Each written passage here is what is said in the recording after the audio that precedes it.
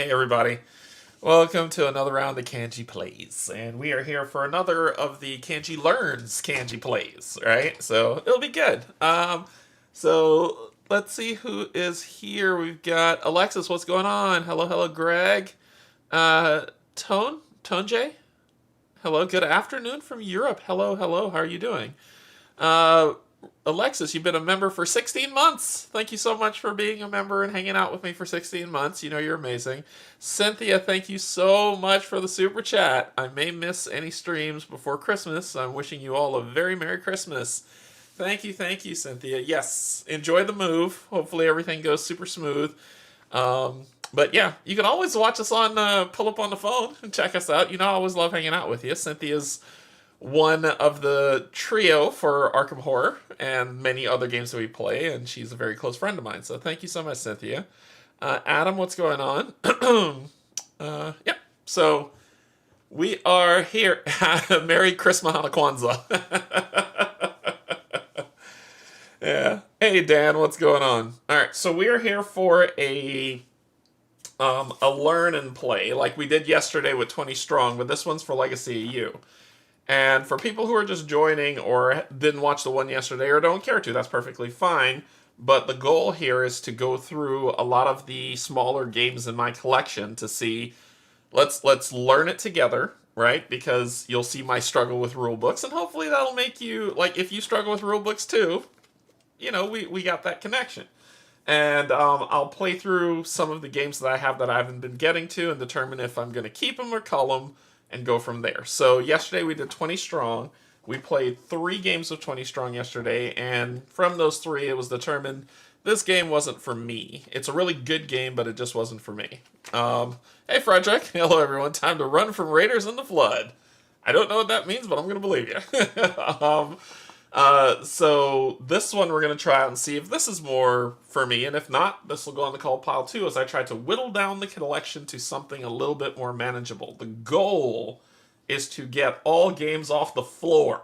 That is the goal, and right now I'm down to, I have 3 more games on the floor that needs homes or places on my calyx to fit. I'm not putting them on top of the calyx. The rule is they need to fit in the calyx. To go forward, because on top of the calyx are minis. So anyway, before I begin, I just want to say thank you to my Patreon subscribers, and if you're neither coming in to hang out, thank you and welcome as well. We are going to get into this. So this game looks like it came out in 2022, and it's by Garfield Games.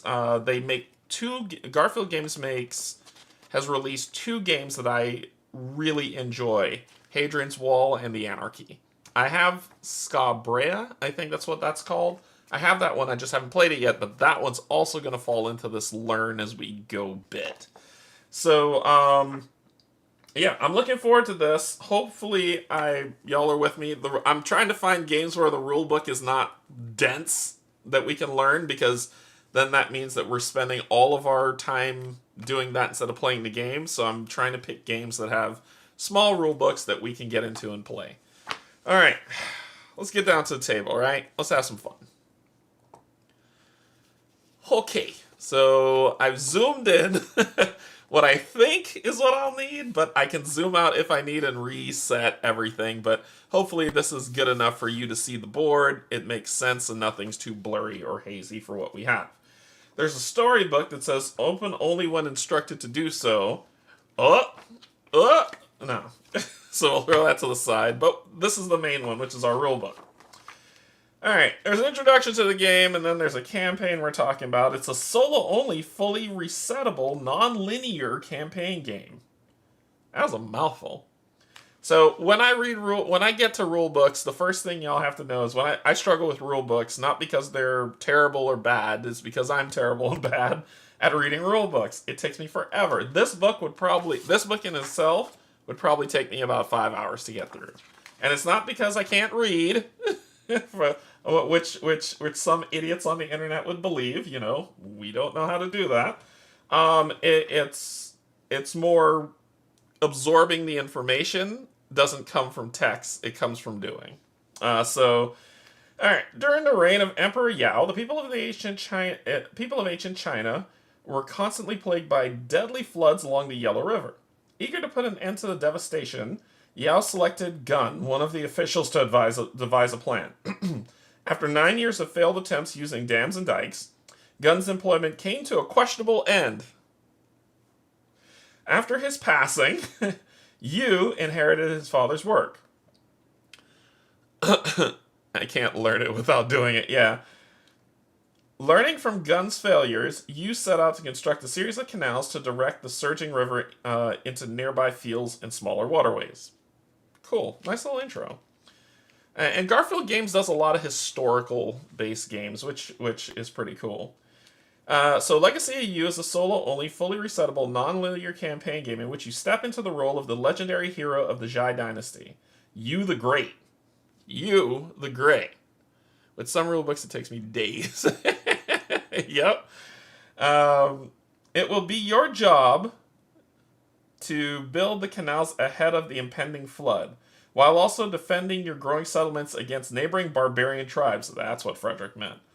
With each game, stories will be shared, new gameplay elements added. The campaign features a self-balancing system, which adapts to how well you are doing.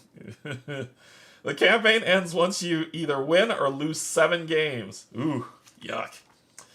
For most campaign games, you might expect to find an introductory game to get you familiar with the system. This is not the case for Legacy of Yu. Instead, you should be confident to jump right in and start progressing through the campaign. And don't worry if you end up losing your first few games. This will still help to unlock new elements and to progress the story. Right. We got a turtle with an X on it. So, my pro tip is don't read the rulebook, just sleep on top. just osmosis it, huh, Yogi? Learn by osmosis. Alright, so the turtle with an X on it. Only open the storybook when instructed to. So that must be that turtle. Gotcha. Anytime the game instructs you to resolve an effect showing the gold turtle with a number, immediately turn to that entry in the storybook. Carefully read the entry and follow the instructions. Be careful not to read any other entries that might share the same page. This looks like a rock with an X, a stone. Only look through the storybook when instructed to. Anytime the game instructs you to find certain cards, carefully look through the story deck. Okay, there's a storybook and story deck to find them. All cards are numbered with a gray stone in their bottom right corner. Be careful not to look too closely at other cards as you search through the story. You're not my dad. You can't tell me what to do. Our aim of the game. While elements might change from game to game, the aim for each remains the same. To finish the canal before it's too late. You win the game if you successfully build all 6 canal sections and survive till the end of the current round. There are 3 different ways you can lose the game, though. Number 1. Due to the flood. If the flood moves onto an unbuilt section of the canal or off the right side of the board. Okay. Number 2. Due to barbarians. If there are ever 7 barbarians along the top of the board. Cool. Number 3. Due to damage. If you need to destroy a townsfolk card but have none left to destroy. Cool. So we've got 30 townsfolk cards, 16 barbarians, 7 victory, 7 defeat, 6 hut cards, 10 canal cards, the storybook, a bunch of meeples, so this reminds me of Hadrian's Wall a little bit. The don't tell me what to do attitude may explain why you struggle with rule books. You don't know. Hey, Cassie. We've got farms, outposts, huts, shells, Kawiri shells, I assume, clay, which is the red bricks, wood, provisions, the barge, the flood. Important, do not look through the storybook or story deck. Be careful not to shuffle, so shuffle the story deck. Gotcha. Will do. Campaign setup. Before your first game, locate the victory and defeat cards. That's this guy. That's these. Okay. Then shuffle the 6 blue victory cards. There are 6 of them. And place them on top of the gold victory card. Do the same for the 6 defeat cards, placing them on top of the gold defeat cards. Once you have done this, you won't need to set these decks again for the campaign. Shuffled. Bada boom! And this is the 6 defeat cards.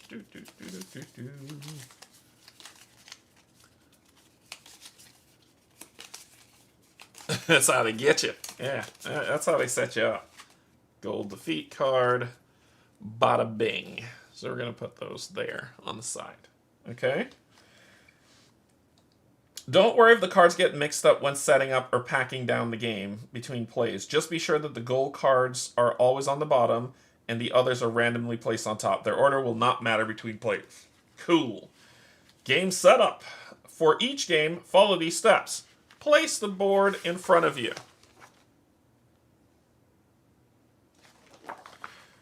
Shuffle all townsfolk cards.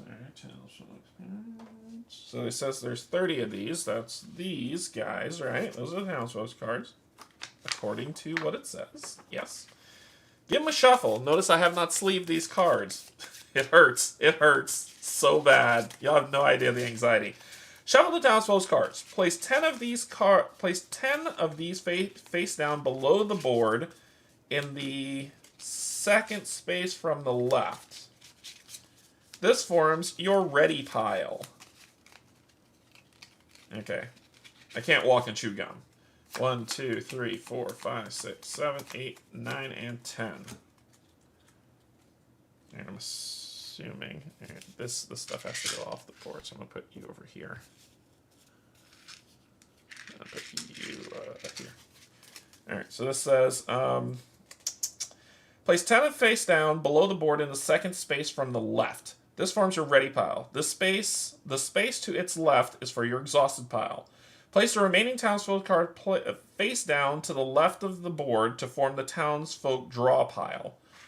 Allow space nearby for the townsfolk discard pile from the top of the townsfolk draw pile. Reveal and place one townsfolk card face up in each space above the board except for the rightmost space. Okay.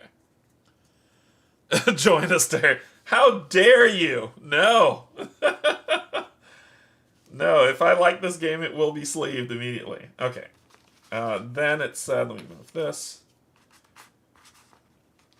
Alright, so we're replacing one, except for the last space, it said, right? Reveal one townsfolk card, place a face up on the board, except for the rightmost space. So here, here, here,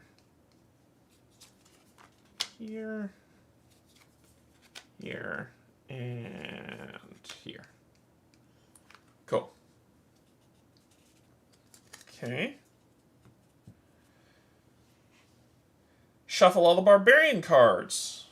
Barbarian. That would be these. And place them face down to the right of the board to form the barbarian draw pile. Allow space nearby for the barbarian discard pile. From the top of the barbarian draw pile, reveal and place one barbarian card face up in the rightmost space above the board. Okay. So we need to move you. Put this here. And flip one here. Okay. Let's move these. Put that here. Let's make it all thematic and stuff. We'll go here so you can see, and we'll have the defeat and victory above. You can't see it, that's okay, I'm just putting them above. Okay. Separate all canal cards into 3 face-down piles by the jade numbers shown on their backs. Canal, I don't know what the hell it is. Canal cards. That must be this. Yep, that's these. Okay.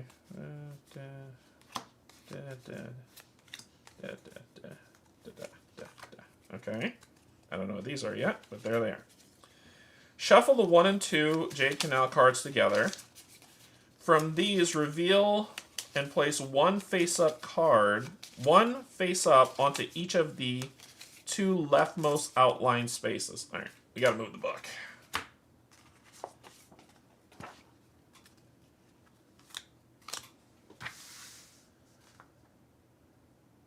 Shuffle the 1 and 2 cards from these cards, reveal and place one face up on each of the 2 leftmost outline spaces of the river, which runs across the top half of the board.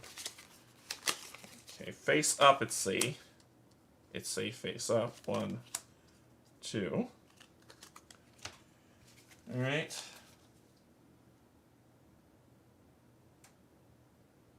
Which runs across the top of the board. Do the same for 3 and 4 canal cards, placing one face up on each of the 2 middles.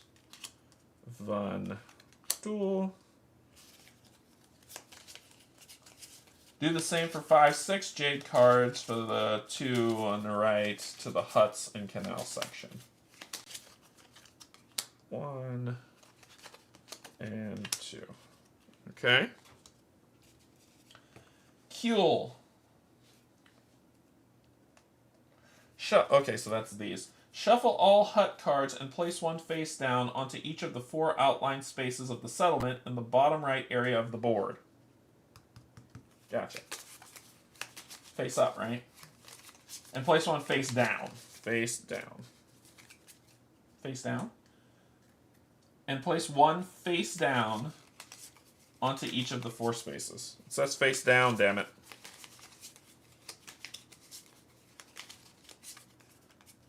But it says face down, and I'm assuming this is face down. This is face up. Return all other hut cards unseen to the section of the box. Do not look at the other side of the hut until they are permitted to do so by... Yeah, so... There we go. So we'll do that. 2, 3, and 4. Those get returned to the box. Place all workers and resources, cowrie shells, clay, wood, and provisions into the main supply nearby. Bling, bling, bling. Okay. Also, place the storybook and story deck nearby. Story... What's this, right?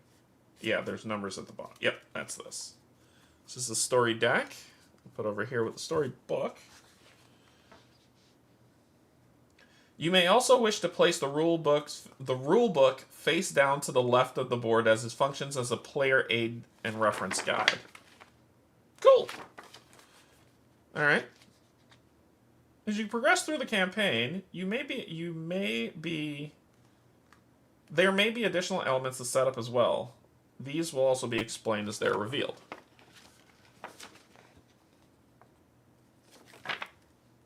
No, I enjoy it. I don't know. I get it. It's a really nice. It feels nice to sleeve games. Anathema must sleeve everything.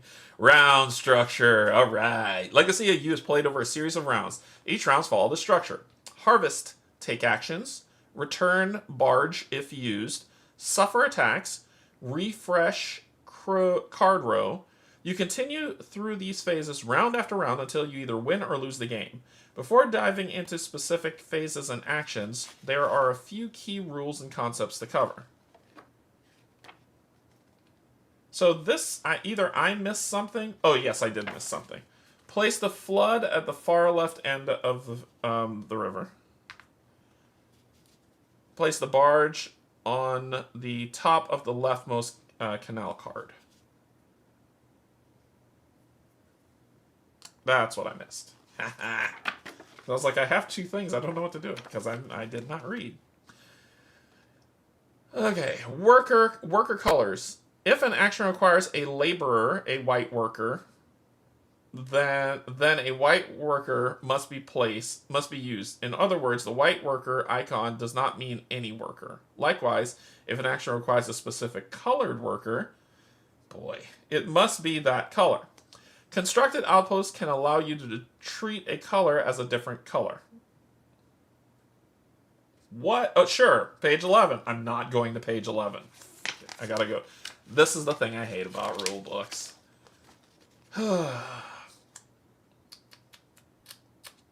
I'll read it later. Destroying townsfolk's cards. If an action or effect requires you to destroy a townsfolk's cards, this must always be the topmost townsfolk card from your ready pile. which is this one down here.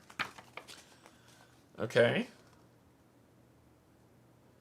It is removed from your ready pile and placed face up onto the townsfolk discard pile, not your exhaust pile. This will often be a result of building the canal or suffering attacks from barbarians. If you need to destroy or draw townsfolk cards but have none in your ready pile or exhausted, you immediately lose the game due to damage. Okay, so this is my resource as well as my health, it sounds like.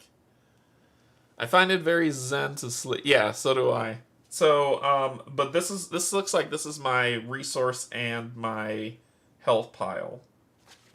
That's what I'm picking up. Drawing from an empty ready pile. If you ever need to draw or destroy townsfolk card from your ready pile while it is empty, immediately shuffle your exhausted pile to form a new ready pile and advance the flood along the river. Advancing flood moves it one space to the right. If it moves to a space where there was previously a canal card, the canal has been built. Nothing happens. I am so confused. If it moves onto a canal card or off the right edge of the board, you immediately lose the game due to the flood. Pro tip. At the start of each round, check how many townsfolk cards are left in your ready pile. This will give you an idea of how many rounds you have available before the flood will move. Okay, so how I read that. When this runs out, that moves. That's all they had to say. Townsfolk and barbarian draw piles. If you ever need to draw from these piles while they are empty, simply shuffle all discards to form a new draw pile. This does not advance the flood. Yeah, so only my resource section advances the flood. Alright, let's get into the round structure. Round 1, Harvest.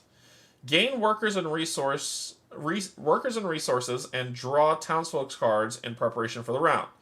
During each harvest, you simply gain all items depicted by the harvest icon and return any workers from hut spaces to your supply.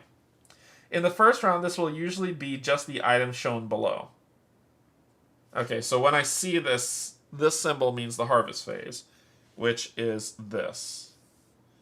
And I assume on the harvest phase, if I have stuff here, I gain these resources, maybe? But we'll learn about that in a second. Okay. In this instance, you will draw 4 townsfolk cards from your ready pile, gain 1 laborer, 1 cowrie shell, and 1 provision. The last piece of this line also states that you gain 1 cowrie shell for each outpost you have constructed. As you play the game, more items will also be added to your harvest. This can be from constructed farms and any townsfolk cards tucked beneath the board. I don't even know what that means. Okay, so in later rounds, you may have workers on the hut spaces of the board. These are returned to your supply during each harvest, as explained on page 13. Son of a... This is a way of using your workers without actually spending them back to the main supply.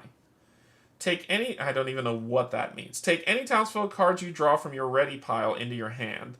Place all workers and resources in front of you as your supply. There is no hand limit nor any limit on how many workers or resources you may have in your supply. However, you are limited by the physical components in the game. If you ever need to take a worker or resource and it is not available, you simply don't have it. There is, however, a way to trade items, which can be done at any point. This can be a way to make workers or resources available when they previously were not. See page 12. So now we're at page 11, 13, and 12. That gives me more of whatever this thing does. In this example, you would gain the following items. So this example looks like there's like a house here, a house here, and 2 houses here, and something on this card, and something here. And it said you would gain 5 townsfolk cards from your ready pile. 5? Well, this is 4. So what's the 5th? How do you gain the 5th? It looks like... oh, from this card. Gotcha. There's the 5th. 3 workers, 1 white, 1 blue and 1 of any color excluding white. 1 white from there, 1 blue, and 1 of any color. Okay. 2 provisions.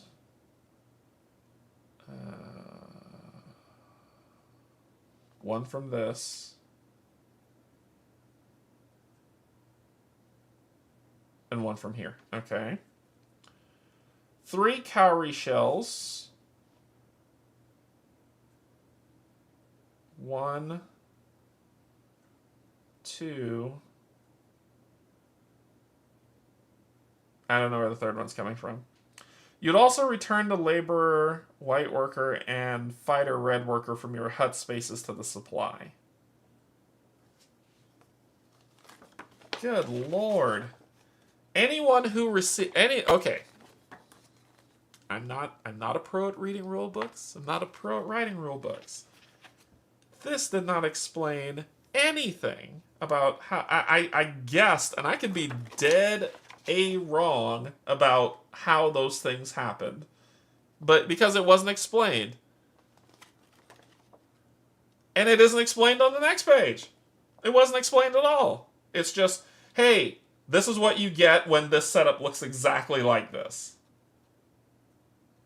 Sure. Whew, take actions. so that wasn't explained. Yeah, sorry, I haven't played this yet either. It just wasn't explained. So I'm assuming there are people a lot smarter than me who are like, oh yeah, I totally see it. Yeah, you're an idiot. So take actions. Use all townsfolk cards in your hand and take actions by spending resources on workers. Use all of them. Got you.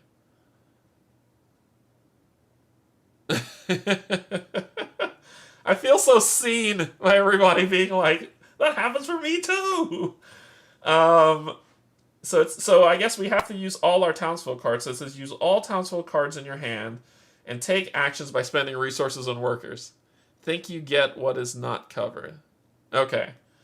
This phase is where you will spend most of your time during the game. There are a lot of different actions that can be taken.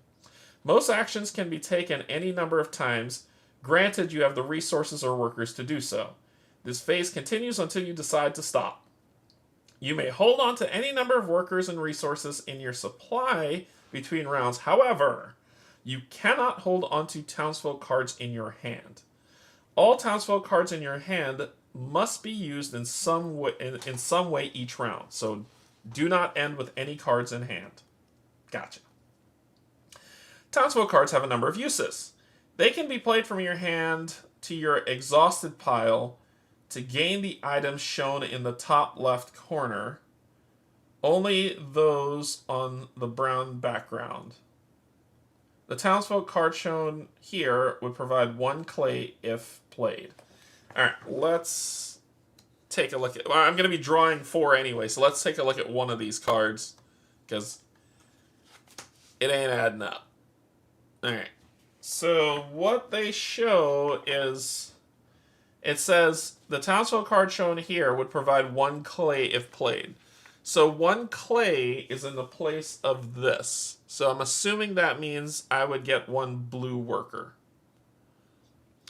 They can be discarded from your hand to your townsfolk discard pile, not your exhausted pile, to gain all items shown on the top left corner.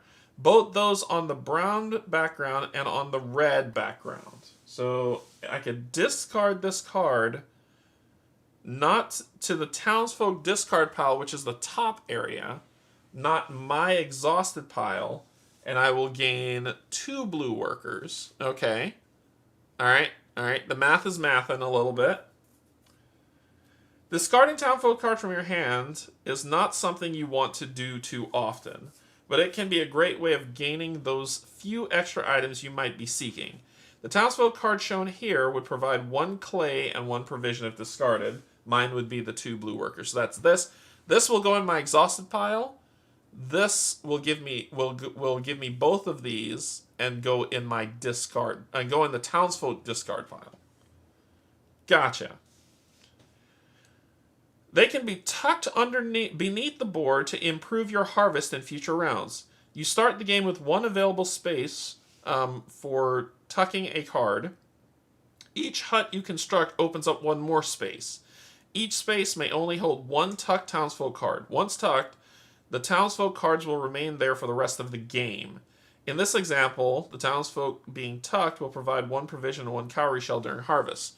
For me, if I tuck this, I get the bottom effect, which during the harvest phase, I will gain one white worker.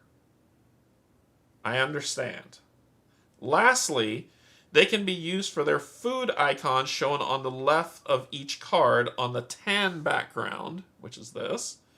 You should ignore these icons until their usage is explained by events revealed throughout the storybook. Are you freaking... So 11, 13, 12, and something else somewhere else in the book will explain this. But it's explained this, and that, but I have no idea what this is just yet. Gotcha. You can use workers and resources for a number of different actions. All right, so that's it for this card. And I'll put that back on top. We know we're going to draw it.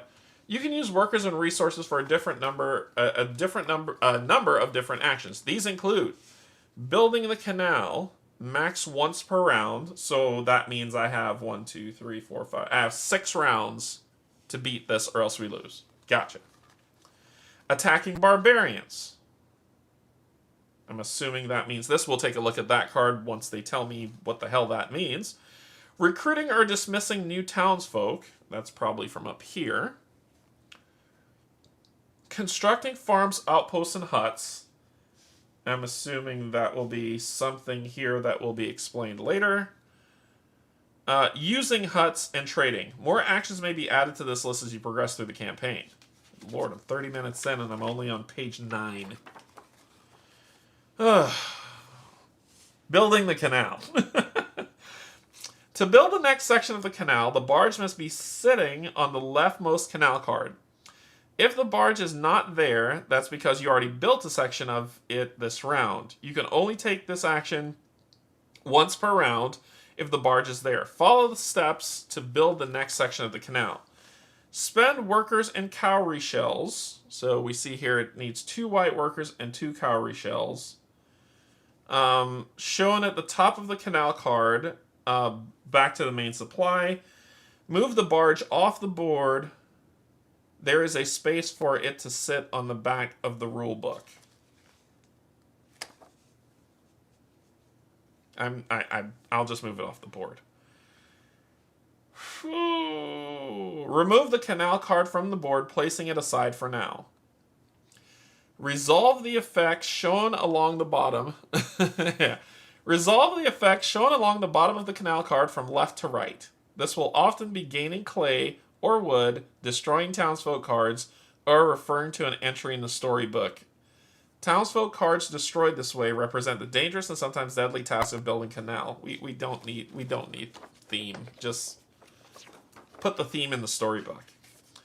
Return the canal card to the huts and canal section of the box unless a storybook entry specifies otherwise. Okay.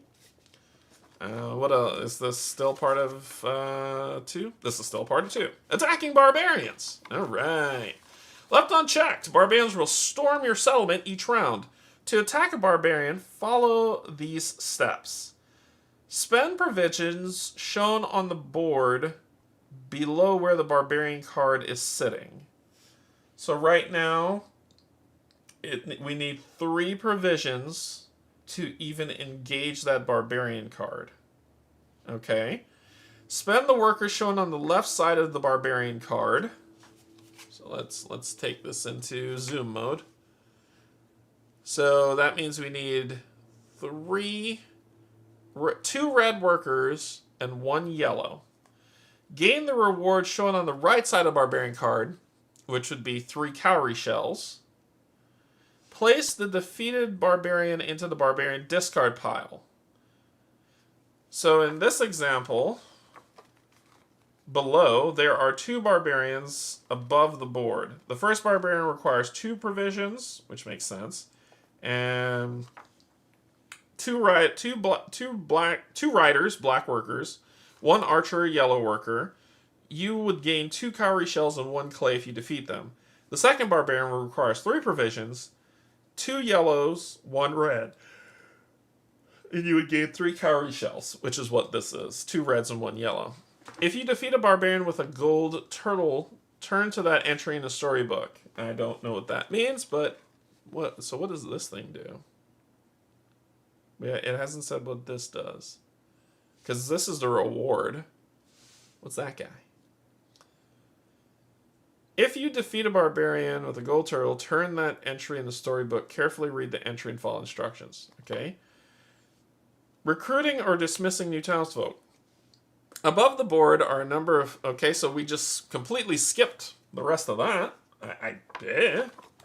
So that's the 4th thing. That is the 4th thing that they didn't tell me what to do. That will be revealed later on, and I'm on page 10. If you defeat a barbarian with a gold turtle, turn to that entry in the storybook. Carefully read the entry and follow its instructions. Recruiting or dismissing new townsfolk. Above the board are a number of townsfolk cards for you to recruit or dismiss. When doing either, you must pay the provisions shown on the board below where the townsfolk card is sitting. So nothing, 1 provision, 1 provision, 2 provision, 2 provision, 3 provisions. Recruit. When we recruit, the leftmost one is always free.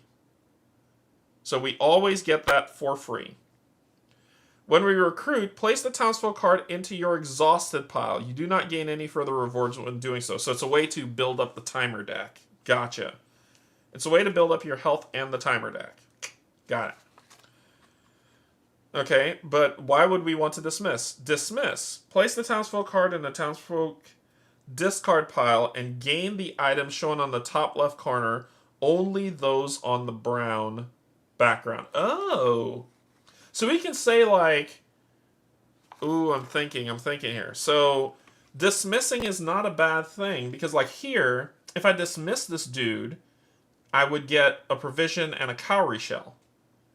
And he would just get dismissed, but I would lose. Let me show you this. This is an interesting one. So this guy, right? If he will cost 1 provision to recruit. However, if I choose not to recruit him, when doing either... Okay, so no matter what, I still have to pay the provision cost. If I choose not to recruit him but to dismiss him, I will gain a provision and a cowrie shell.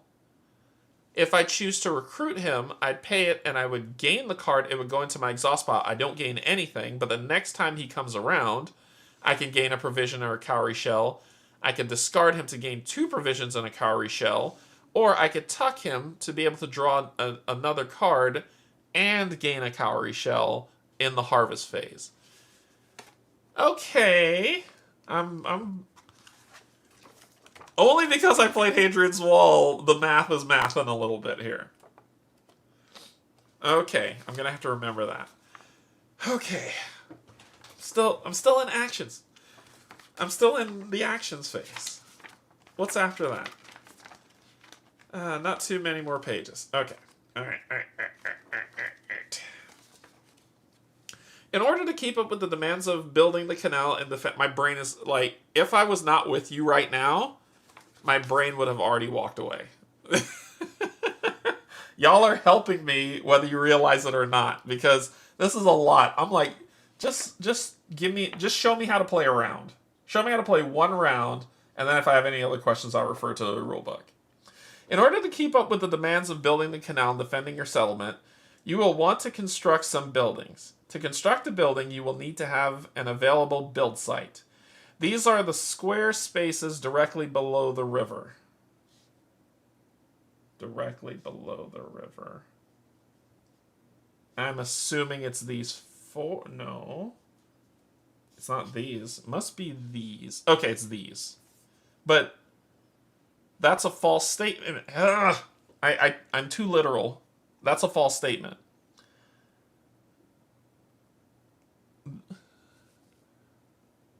Yeah. So it's these from the example. That's all it's showing. It's these. But then there's something else that looks like one's here. There's one someplace else around here, but I don't know what those are. Eh, I don't freaking know. Okay. these. I'll just say anything with a square. How about that? These are the square spaces directly below the river. You begin with just one build site, but will unlock more as you build the canal. If you have no available build sites, you cannot take this action. Follow these steps when constructing a build site. Spend the required workers, clay, and wood. Okay, so if I spend a white worker, a clay, and a wood, I can build the house. I can build here, and then during the harvest phase, I can gain something. Let me keep reading. I'm kind of lost on this one. Let me keep reading. Move the building you are constructing to any available build site and gain any items you cover. Okay. The position of the flood has no effect when constructing buildings. You only have one build site available in the example below. Constructing a building there would immediately reward one worker of any color, excluding white. What the fuck are you talking about? Notice that build sites do not need to be filled from left to right.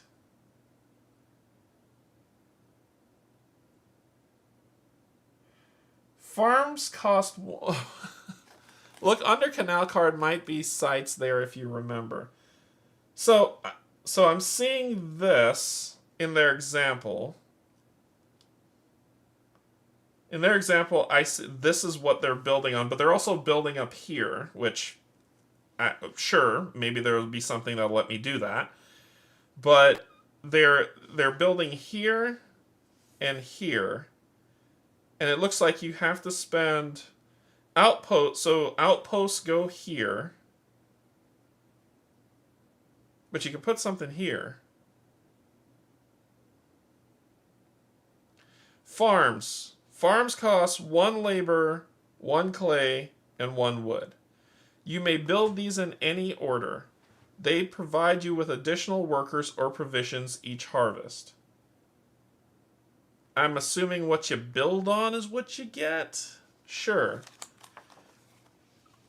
Ooh. Outpost costs 1 laborer, 1 clay, and 3 wood. You may build these in any order. They provide you with additional cowrie shells each harvest. How do you know that?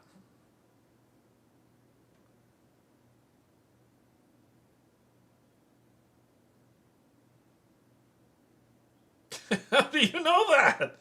What tells me that? Oh, this. This tells me that. Oh my god. Okay. Every time I build an outpost, I will gain a cowrie shell. Outposts get built here, and I assume that when I build an outpost, I gain what I build it on. So if I say I'm going to spend one white meeple, 1 clay, and 3 wood, and I put it here, I will gain a blue meeple.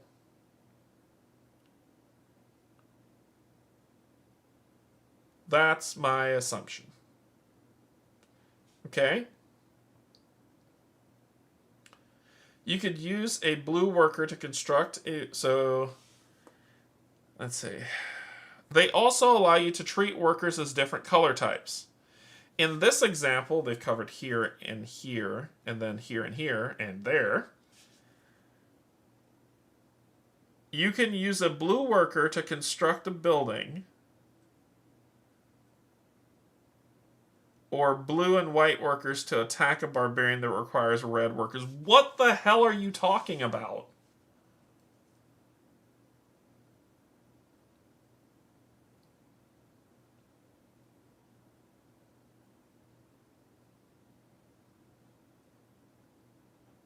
I don't know what... I got nothing. So look under... Then you move houses from the squares with the workers to build the site to unlock worker.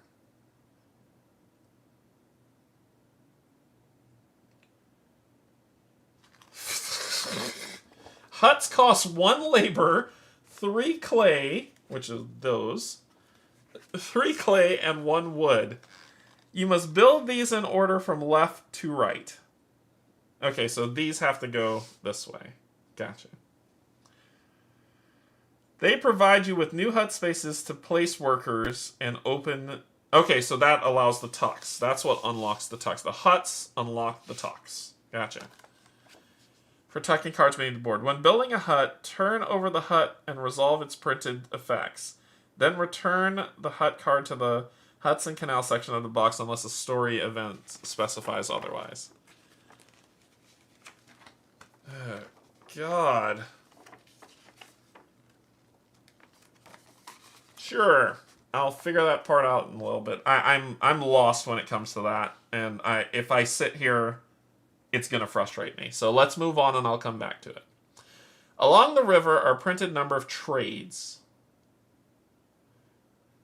You may use each trade any number of times at any point during the game, not only during the take actions phase. This can be a good way to get around component restrictions. For example, if you needed to collect 3 cowrie shells, but there were only 2 available, you could spend 2 cowrie shells back to the main supply to gain a provision. The second trade shown on the river, making those 3 cowrie shells available to collect. Oh, okay. Gotcha. The position of the flood has no effect on trading.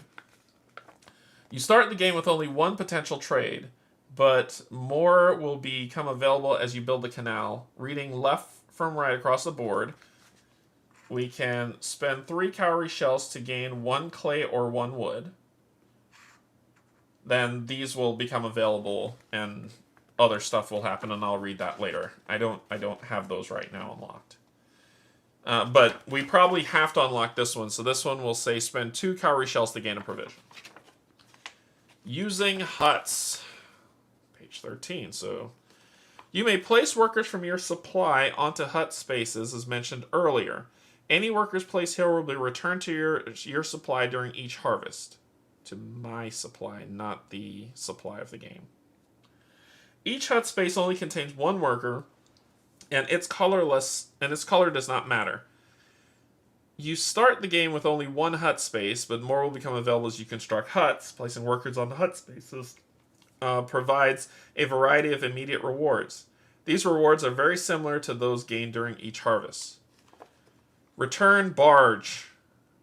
We're just on 3. I've got 1 more page to go, and then I can be confused. Once you're done taking actions, it's time to do some quick resetting before the next round. If you did not construct the canal this round, the barge should still be on the shipboard. Skip this phase if that is true. If you did construct the canal, you'll need to return the barge to the board. Place it on the leftmost canal card still on the board. If there are no canal cards remaining on the board, there's no need to return the barge. The game is about to end. Alright. Suffering attacks. Okay, so that's what that symbol means. The barbarians attack. So that's, remember when I asked about the bottom symbol? Hey Pontus, how's it going? Remember when I asked about the bottom symbol? That's what this is. The barbarians attack. Will you bribe them or take damage defending your settlement? For each barbarian card still above the board, you must resolve the effects shown along their bottom edge. Most barbarian cards will have the option to either destroy townfolk cards from the top of your ready pile, placed into the townsfolk discard pile, or to pay some combination of workers or resources as a bribe. Okay. You are not forced to pay the bribe, but if you cannot pay it, or choose not to, you must suffer the damage, which is destroying a townfolk card. When bribing with workers, you can think of this as sending off workers to negotiate with a barbarian. Right. They'll probably return back to your settlement at some point, though, right? Right? Fingers crossed. That's actually written in the book. The barbarian will either destroy 1 townfolk's cards or cost 1 labor worker to bribe. Okay, so this will either destroy a townsfolk card, or I can bribe him with clay. All right, gotcha. What happens when I bribe him with clay? Is that so? What happens then? Does it say in said book? I have this is all that's left of the rule book, and then we're through the rule book. But what happens when I bribe him? Because it says how to defeat him. Oh, I get it, Derek. You put the purple buildings over the squares in the bottom left. When you build them, you get the prize under them each start of round. Looking at how to play. Okay. Hey, any way y'all can help me. That's another reason why we're doing this. I'm going to get lost too. So, it says to defeat this guy, I need to pay 3 provisions, do 2 reds and 1 yellow. So that's to defeat him. When I defeat him, I will gain the 3 cowrie shells. Now, if I don't defeat him and he's there during the suffer attack phase, if I don't defeat him and he's there during the suffer attack phase, he will either discard a card or I have to bribe him with a clay. My question is, what happens when I bribe him 1? And 2, do I have to pay the 3 provisions to bribe him? That's my 2 questions that haven't been answered. Frederick says, think of it like feeding your workers in the end of turn. Just feeding the barbarians. Yeah, do I have to pay 3 provisions to bribe him? Or is that a separate thing? That is not outlined. Alright. No provision cost. Okay. So he'll stay on the board, he won't go away, but he won't destroy cards. Oh, Lord, get me through this. Refresh card row. Refill all spaces above the board with barbarian and townsfolk cards. To refresh the card row, follow these steps. If there are any townsfolk cards still above the board, slide them as far as possible to the left. Excuse me. To fill empty spaces. This is what rulebooks do to me. If there are any townsfolk cards still above the board, slide them as far as possible to the left to fill empty spaces. Count up how many barbarian cards need to be added. This is the sum of all numbers on barbarian cards. What? Oh god. Count up how many barbarian cards need to be added. This is the sum of all numbers on barbarian card icons found along the top shore of the river. That must be here. That's that. 1. Okay. If required, slide any remaining barbarian cards to the left so that there are enough spaces to the right of the new barbarian cards to be added. In the rare case that there are townsfolk cards in the way, discard the leftmost townsfolk card and repeat step 1. Think of this as the barbarians chasing off the townsfolk. Reveal the required number from point 2 of barbarian cards from the top of the barbarian draw pile to fill spaces from right to left. If there are any spaces between barbarian cards at this point, slide them as far as possible to the right to fill any empty spaces. If the barbarian draw pile runs out when you need to draw, simply shuffle the discard to form a new draw pile. In most cases, this will result in a few empty spaces in the middle, dividing the townsfolk and the barbarian cards. Fill these spaces from left to right with revealing townsfolk cards from the top of the townsfolk draw pile. If the townsfolk draw pile runs out, simply shuffle it and keep drawing. If at any point there are 7 barbarian cards above the board, game over, you lose. Even if you have completed the canal, this will still cause you to lose the game. Often in your last round, you'll be aiming to finish the canal while also defeating as many barbarians as possible. I can't go through the example, it's going to confuse me. And then there's endgame stuff. Okay.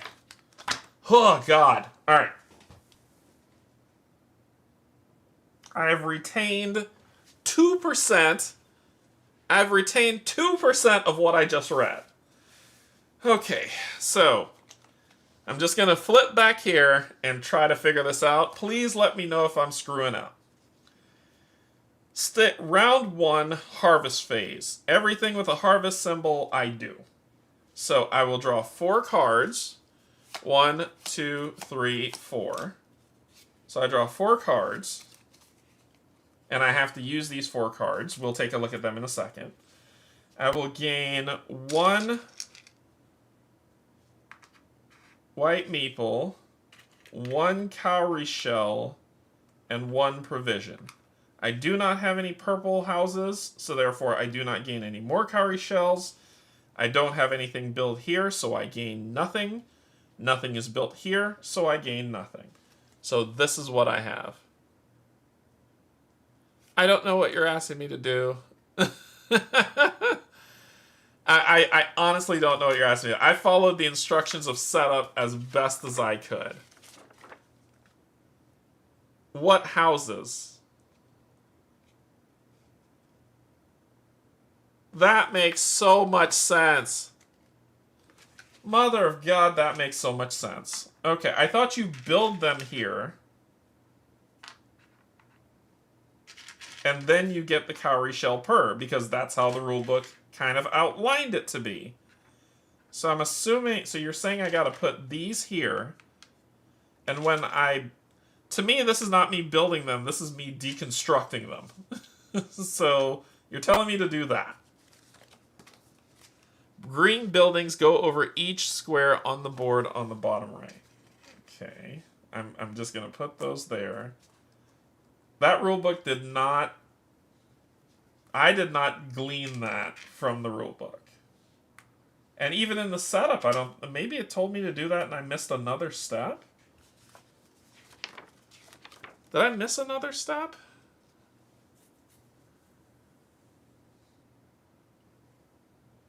I went through the step line by line.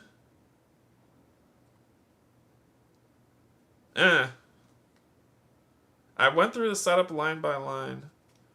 Place 3 farms, 4 outposts, 4 huts in the correct positions as shown below. The flooded far left. Okay, I did miss a step. Alright. Oh my god.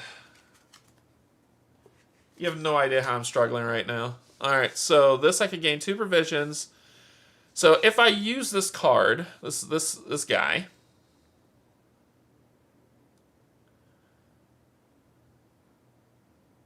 yeah, I'm figuring that out too, Wolfie.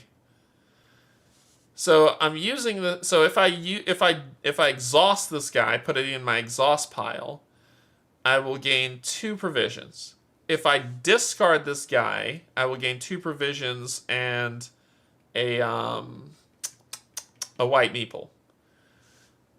Don't know what that's for yet. And then at the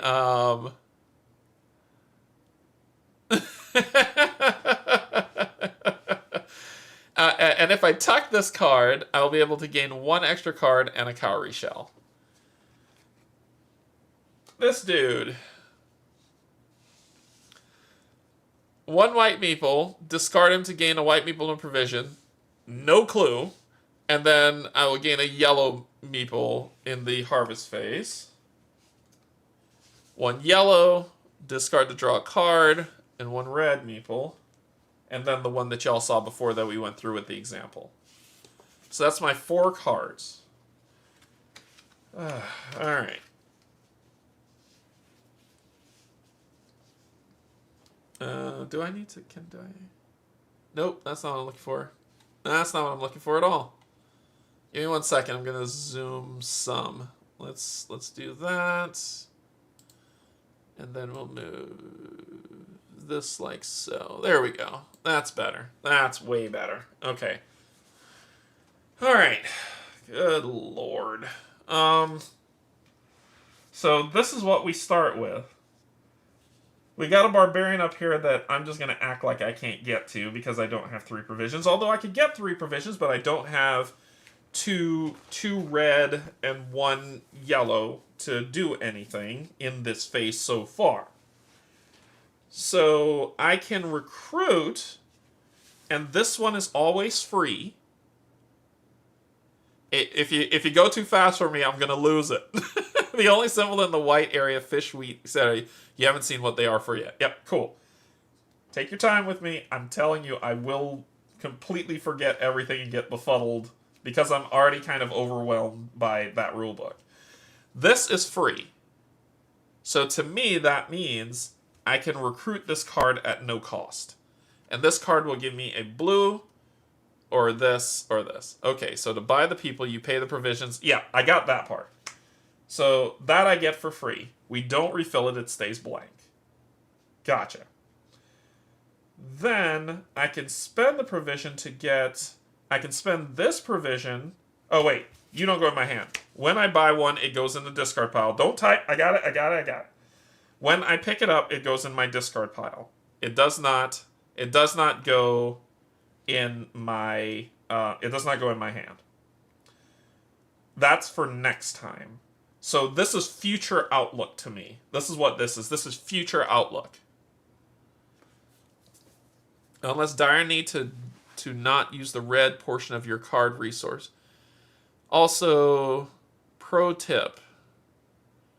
Unless dire need to, do not use the red portion of your card resources. Every turn, recruit as many new villages as possible, including spending food for.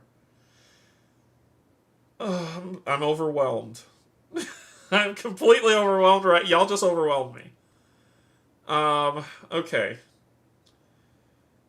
I don't know what to do. Let's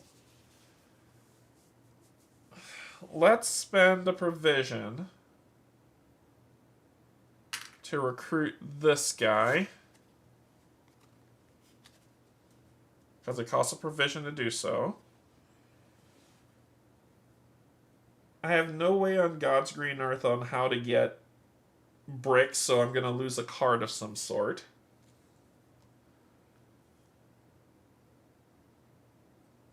If I gain two provisions, I can recruit someone else, but no one seems worth it. And I need to build the canal. So I need to find a way to get a white worker and one cowrie shell. I can exhaust him. Good Lord. How the hell do I get cowrie shells?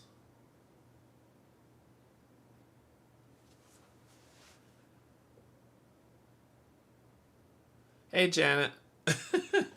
Yeah, Janet, I am complete. I think I'm almost at overwhelm point. So that's why I'm struggling with what to do next. So I can get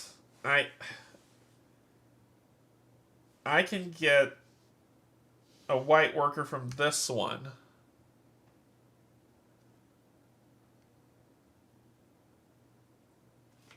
No, because it's no. I don't have that set up for this view.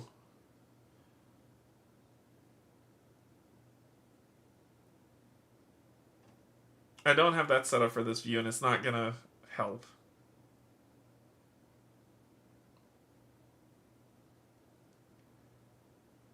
I think what we need to do is just kind of be patient. Let's be patient and think about what are good plays. So you're saying do not exhaust. So don't put them here. Okay, cool. So what am I supposed to do with them? It says to spend all cards.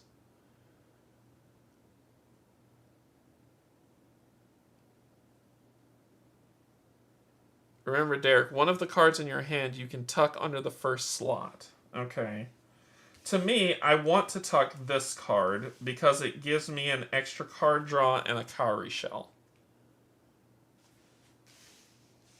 That's what that does. Like, it gives me an extra card draw and a cowrie shell, which is good, and that can help me draw. And if Kate's, good Lord, I don't. Okay. Fucking hell.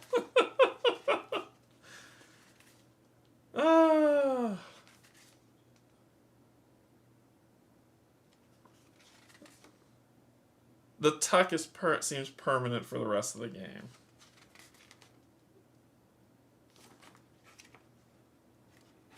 So once it's there, you're stuck with it. Is that true? Is that true? Once tucked, townsfolk cards will remain there for the rest of the game. In this example, the townsfolk being tucked will provide 1 provision and 1 cowrie shell during each harvest. So if I do anything and the response is no, I haven't this. Yeah, if I do anything and the response is no, don't do that, then tell me what you want me to do, and I will do that. And we will play this game by you telling me what to do. Quarterback it away, because I don't know what to do, other than what the rules have told me to do. We're trying to learn the game, and I'm not seeing anything that's really doing anything I want. This is a worker placement game, gaining workers. Yeah. Your health is your draw deck. Your draw deck is too small right now to handle drawing an extra card. It will force the game to move the water faster. Okay, that makes sense. Freaking hell. Then I don't know. So don't exhaust any cards. So I can't gain them. Exhausting means putting them here. You're saying don't do that, so I can't use them. And then don't tuck a card, so I can't do that. So what am I supposed to do? I cannot build a canal. Do I just say, screw it, that's the end of the round, I bought 2 things, I'm done? Well, you just told me not to. I think that's the frustrating part, is exhausting them means to do this. Discarding them puts them here. That's the verbiage in the book. So when you tell me don't exhaust them, I can't gain their resources. So what do you want me to do?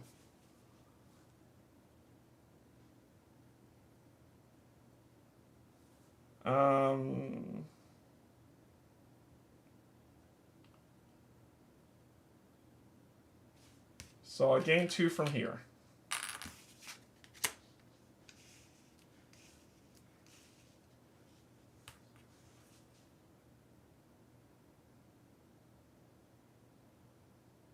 Then I'm sure as soon as I buy something, I'm going to be told, don't buy that.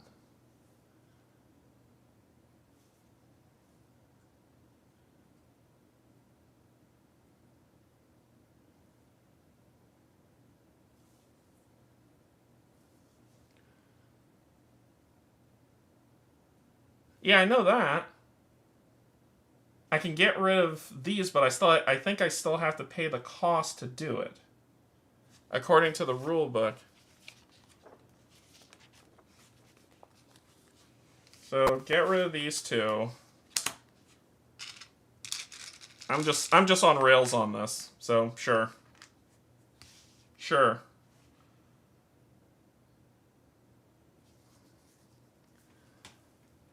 I don't know what I'm doing, someone's just driving. So, okay.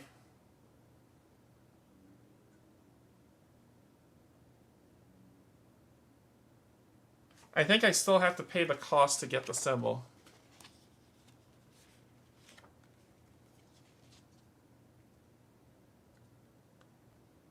Because if you dismiss them...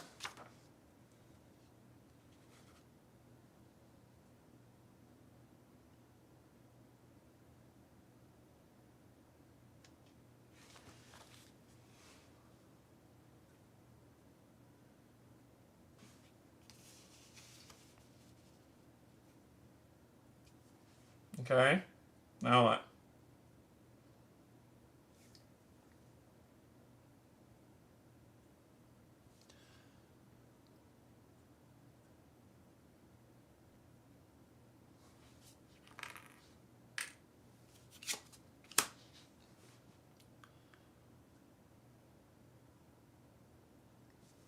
I'm not learning this game. Cool.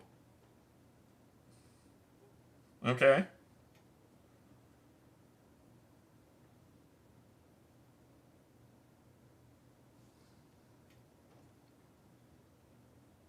This can...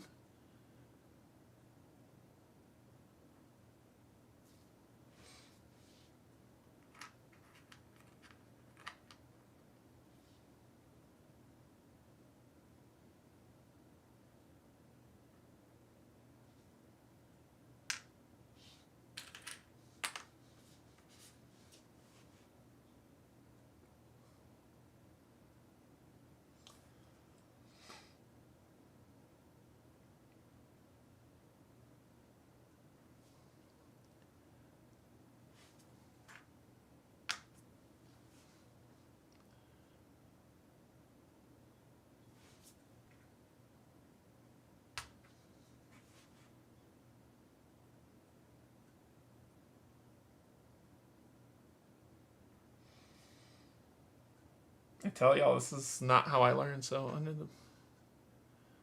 under the blue ship on the board is an empty square. When you build one of the orange, purple, green buildings, they go over it and you get the reward that was shown. I did.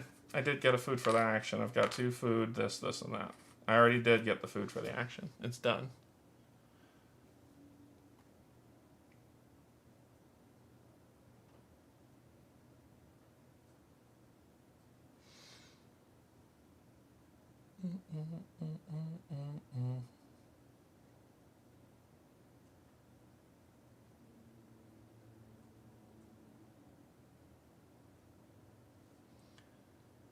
I didn't build anything.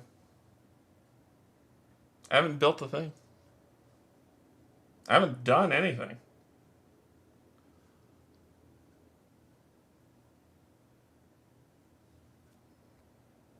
I put a meeple here like Kate told me to, and somehow I got food.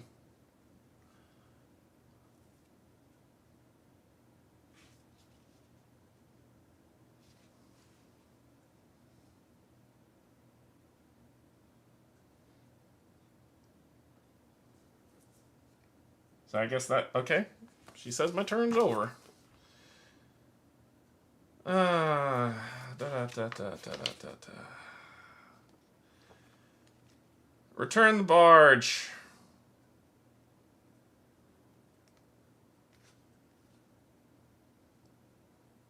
So the barge was never moved. So let's do this in order. I have no idea what I'm doing, and I'm just being told what to do, so that's what I'm doing. Return the barge. It hasn't been. Suffer attacks. The barbarians attack. Will you bribe them or take damage? For each barbarian card still above the board, you must resolve the effect shown above along their bottom edge. Most barbarian cards will have the option to either destroy townsfolk cards from the top of your ready pile, place them in the townsfolk discard pile, or to pay some combination of workers or resources as bribe. You're not forced to pay the bribe, but if you cannot pay it or choose not to, you must suffer the damage, destroying townsfolk cards. When bribing with workers, you can think of this as sending off workers to negotiate with the barbarians. They'll probably return back to your settlement at some point. So that's bribing.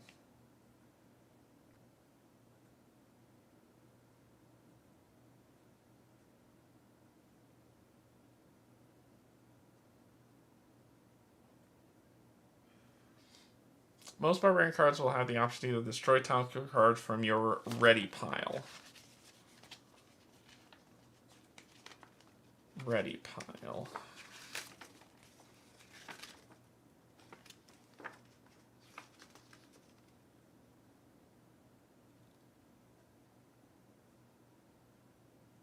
Okay, so he will destroy this.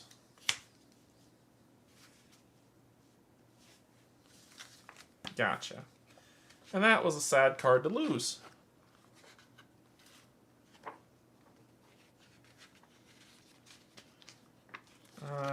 Then what else happens? Okay. Then refresh card row. If there are any townsfolk cards still on the board, slide them as far as possible to the left to fill empty spaces. Count how many barbarian cards need to be added. This is the sum of all numbers on barbarian card icons found along the top shore, so it's 1. If required, slide any remaining barbarians to the left so that there are enough spaces to the right. So go 1, and then this one comes out.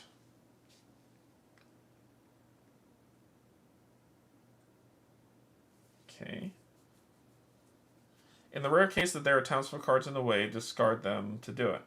Reveal a required number from 0.2 of barbarian cards from the top of the barbarian draw pile to fill spaces from right to left. If there are any spaces between barbarian cards at this point, slide them as far as possible to the right to fill any empty spaces. If the barbarian's draw pile runs out when you need to draw from it, simply shuffle the discards to form a new draw pile. Okay. In most cases, this will result in a few empty spaces in the middle, dividing the townsfolk and barbarian cards. Fill these spaces from left to right by revealing townsfolk cards from the top of the townsfolk draw pile.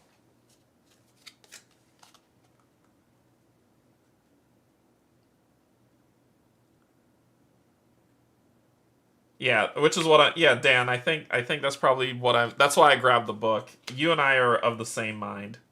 That's why I grabbed the book. I'm trying to figure this out. And I think that's, Dan, you and I are on the same page. That's why I started going through this again. Okay, so then that happens. If at any point there are 7 barbarian cards above the board, you immediately lose due to barbarians even if you had them. Okay. Then we restart the round after this. And we go into Harvest.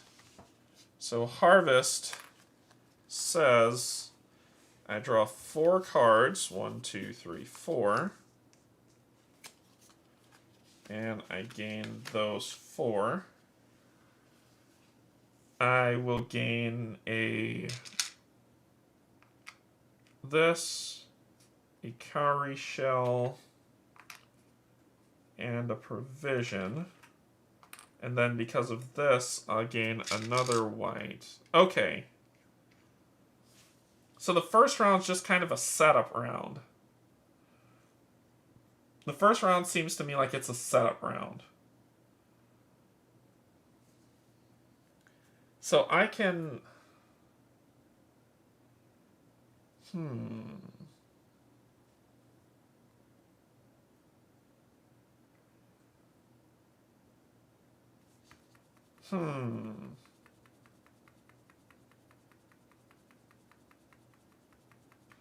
I know I get this guy for free, so I might as well... Well, hold on. Hold the phone. Let's go to the rule book and talk about building the canal. To build the next section of the canal, the barge must be sitting on the leftmost canal card. If the barge is not there, that's because you already built a section of it this round. You can only take this action once per round. If the barge is there, follow the steps to build the next section of the canal. Spend the workers and cowrie shells shown at the top of the canal card back to the main supply. So it would be 2 and 2. Move the barge off the board. There is a space for it to sit on the... I just moved it off the board. Remove the canal card from the board, placing it aside for now. Okay. Resolve the effects shown along the bottom of the canal card from left to right.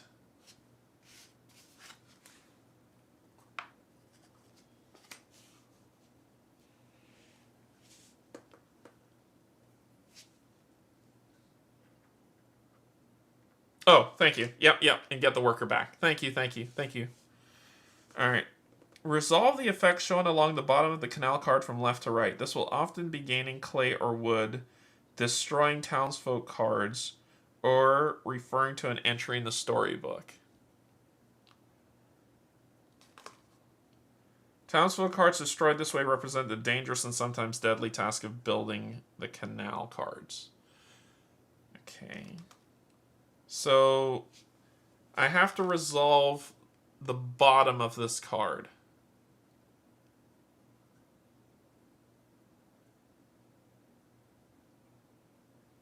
So I will gain, if I'm reading the rule book here, I'll gain a clay, I'll gain a wood,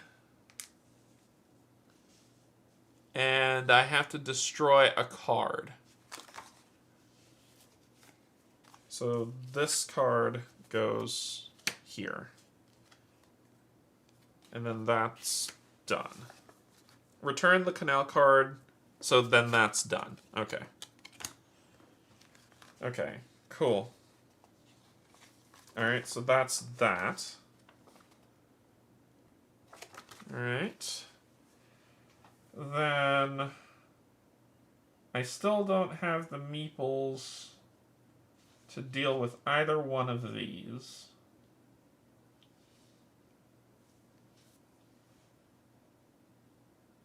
I have the food, but I don't have red, and I can't gain any reds here.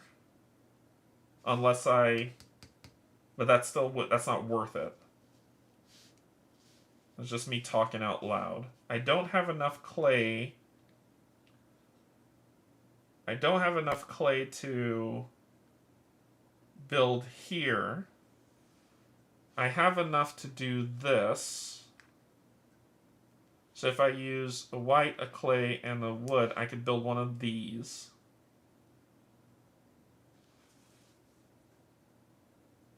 And then I could do some recruiting. I think it's slowly coming together, but it's just order of operation is where it is. And I feel like if you... I don't know. Does it give off the vibe of if you pick wrong, you're screwed? Yeah, I'm thinking if you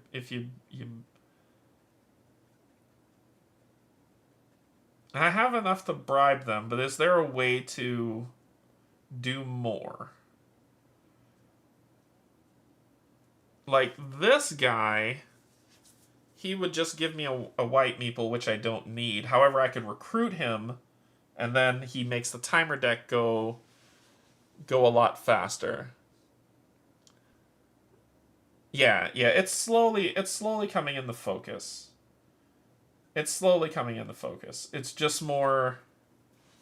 This might be cool to get, because he'll give me a clay and a brick if I'm able to build this. So he might be cool to recruit. I don't know if I want to ditch... I don't think ditching that guy is worth it. Because if I ditch him, he'll only give me a white meeple, which I seem to have in abundance right now. And cowrie shells seem to be the thing that I want to do.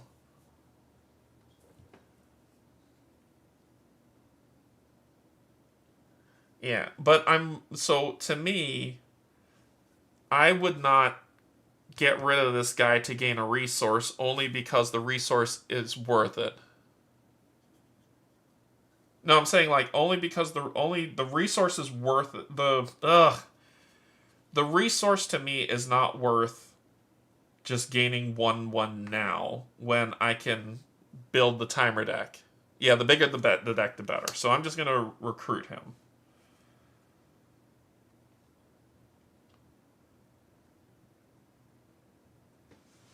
And I've got 3 food. I can get another food, which will put me at 4 food. But like I said, I don't have the firepower to take him down yet.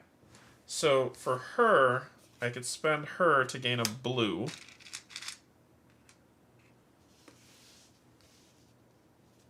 I could spend these... Oh, wait a minute. I can build a hut. I can build a hut right now. But tucking the card wouldn't help. Right? Think about it. Brick, brick, brick, wood, meeple. So I could build a hut. Or I could do... I don't have enough wood to do this. So I could build one hut to set myself up to ba next round. That's a technical term. So I could do that. So I could do brick, brick, wood, meeple. I still can bribe one of those, so I'm not losing 2 cards this round. I'm only losing 1, and that could work. Yeah, literally use them as fodder. And I think I will do that. I'll do these 2 for brick, brick. So now I have 3 bricks. I wouldn't have enough to bribe that guy. I can probably save the bricks for next round. Let's not go crazy on card loss. It reveals another circle. Oh, to get a meeple of any kind. What we can do, we can bribe those two, not lose any time cards. The river's gonna advance. All right, so I'm slowly putting it together here. I'm slowly putting it together. So we can do this. Let's grab this. We can do this to gain another food. We'll do 2. I want this one. Ooh, no, I want this one. And then I got 1 left. Let me grab this guy.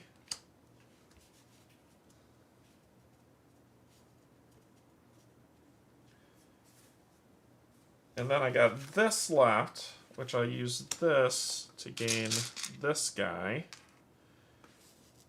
And my thought is,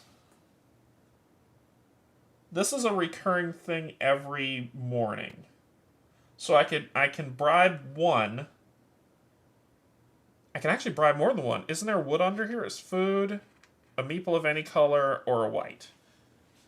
Let's do this. Let's do this, that, and that to get a meeple of any color.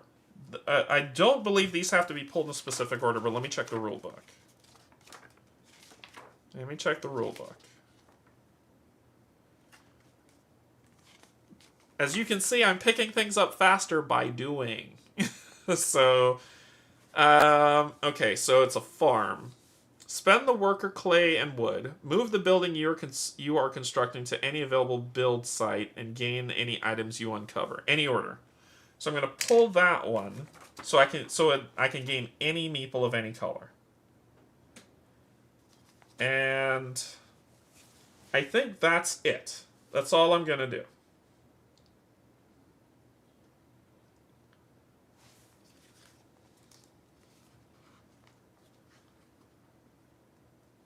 Place the orange farm on the space at the top. Fuck's sake.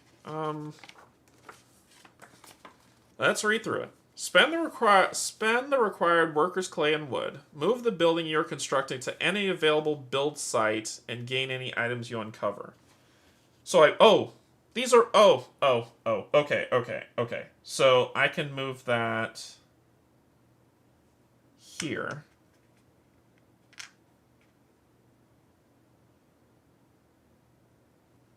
And I gain the food. So these are resources, and I need to be able to place them when I buy them. Gotcha. So if I build this, I need to be able to put this somewhere. If I build this, so these are just this is just a resource pool. And until I move them, okay. All right, I think I got it. Okay. That rulebook sucks. Okay, so let's finish this off. That rulebook sucks. I'm sorry. It is, or it's, well, I'll say for me it's not great. Okay, so our next phase is return the barge. So let's go to that in the rulebook. Return the barge. Once you're done taking actions, it's time to do a quick resetting before next round. If you did not construct the canal this round, the barge should still be on the board. Skip this phase if that is true. If you did construct the canal, you need to return the barge to the board. Place on the leftmost canal card still on the board. So it would go here. Okay. Then suffer attacks. Alright, so it's the barbarians. I'll spend 1 to bribe him. However, you are gonna bug me, so we're gonna turn this over, give this a shuffle. No, Paul, I'm doing the best I can. I am not Paul. Paul is the ace. Paul will look at this game and be like, I know how to play this backwards and forwards. And be the pro. That is not me.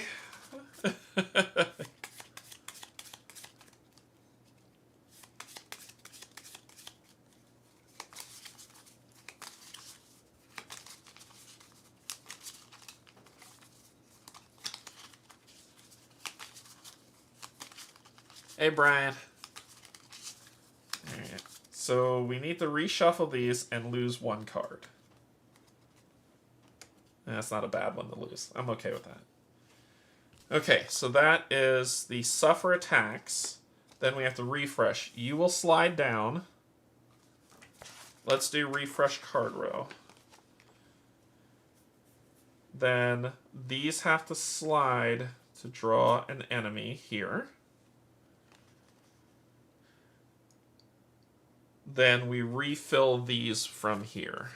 1, 2, 3, 4. When does the river move? Did I miss that step? When does the river move? It moves when your deck is empty. Okay. Hey, Jan.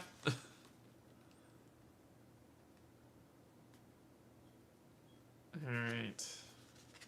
So when your deck is empty, the canal moves 1. Okay. Alright. Then we start over. So we start with the harvest phase. I draw 4 cards.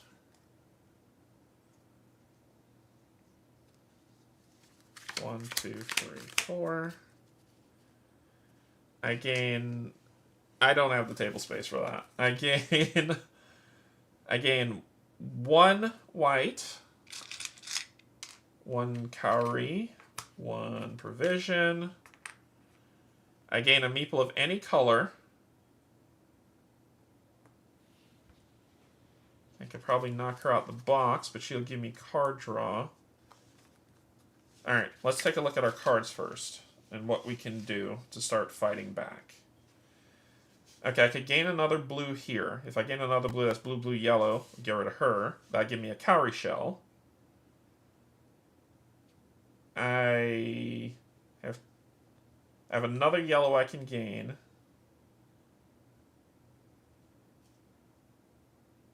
But no reds yet. So I'm trying to determine what I'm going to get here.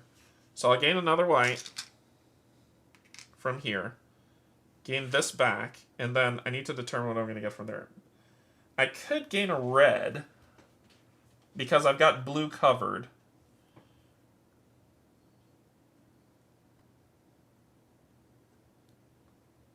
What are y'all talking about? What did I miss?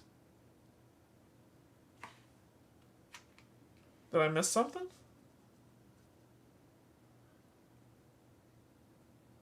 Use on a board space to get it back. I did.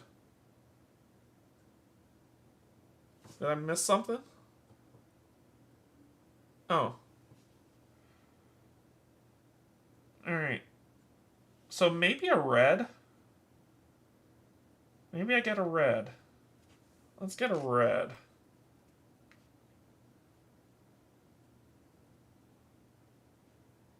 Yeah, let's get a red. So I've gotten a red. I've gotten my setup pieces. I haven't spent any of these to put those anywhere. And I got that, so we're all good. We've got all the resources we need. Yeah, because if I move them off here, you won't... Oh, yeah, it should work fine there. Okay. Okay, so... what we need is...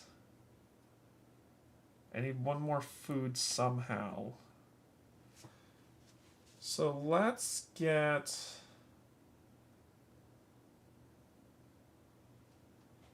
Actually, let's do this and get a blue. If I could get one more food, I could get her. I can get and then I'll be able to build that.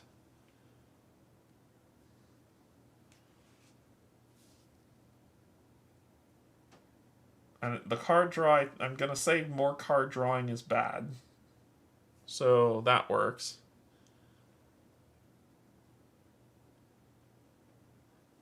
Ah, thank you. This here will give me a food. So then I could spend 3 food to either kill you or you. Now, according to Kate, more card draw, bad news. This will give me a cowrie shell and a white, which will allow me to build the next thing here. Oh, it says once per round, right? Once per round? Once per round. Once per round. Once per round. So we're in a new round. So this works out. I can spend the 3 food. Why not? I can kill the barbarian. Oh, just don't build it this round. That's fine. That's fine. But I don't want the barbarian there.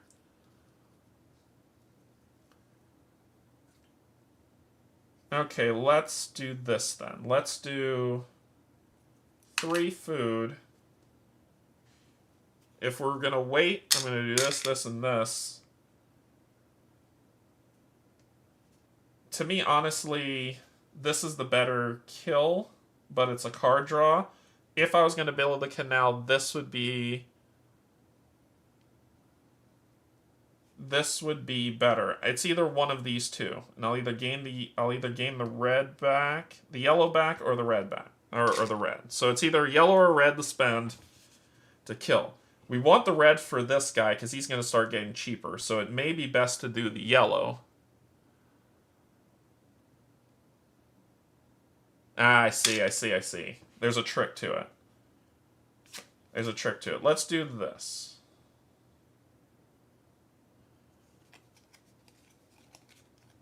Let me get my yellow. The wood will be helpful for stuff.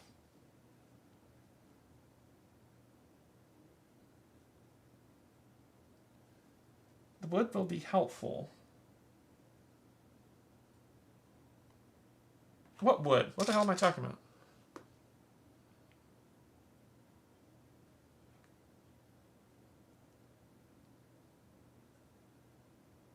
It's easier to get a black worker to bribe. So let's do this. And we'll gain the cowrie shell and draw a card. And you are defeated. I'm speculating too much here. Then we get you for free. We can spend you to gain 2.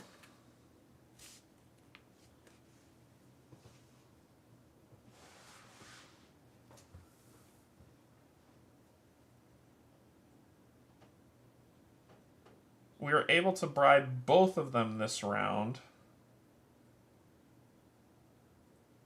So we need the yellow for next round.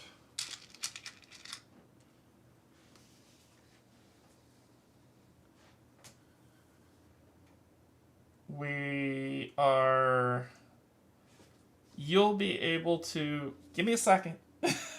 Give me a second. I look up and I'm like... Yeah. It's coming together. I just need to think. But that was a good pro tip. So I'll spend 1 food because this one will give me a wood going forward.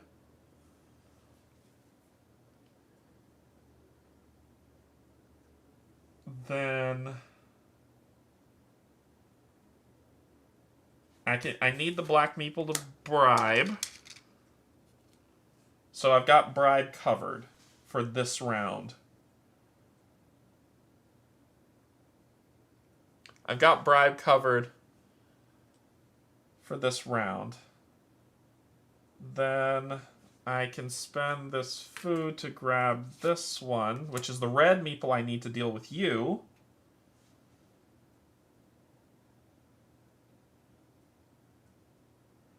And then y'all are giving me great pro tips. Y'all are giving me really great pro tips. So keep them coming. It's just my brain's trying to put this thing together.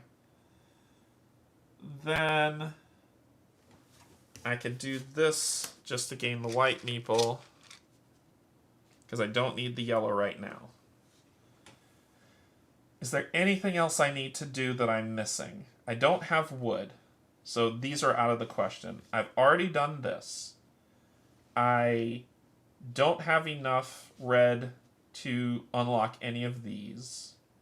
I could spend 2 to gain a food, but that will yield me nothing, because I'm out of food, and he would be great to recruit, but I'll wait for him to get here for free, which makes sense because then I'll be able to get bricks with him now that once he's free.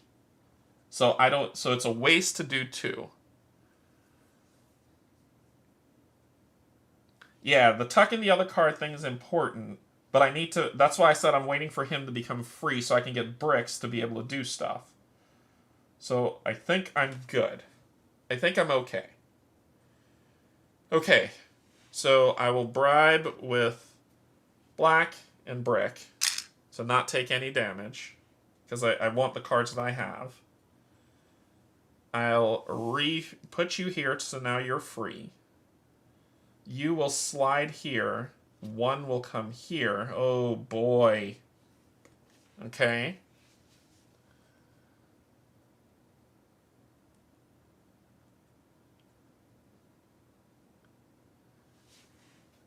Yep, I followed that other tip that you had in turn, saying wait until the last possible minute to build the canal.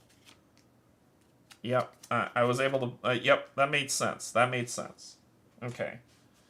Then we've got 1, 2, 3, 4, 1, 2, 3, 4. But we could lose cards, which will cause it to advance if bad luck's on our side. So this becomes the 50-50 on whether to build the canal or not this round.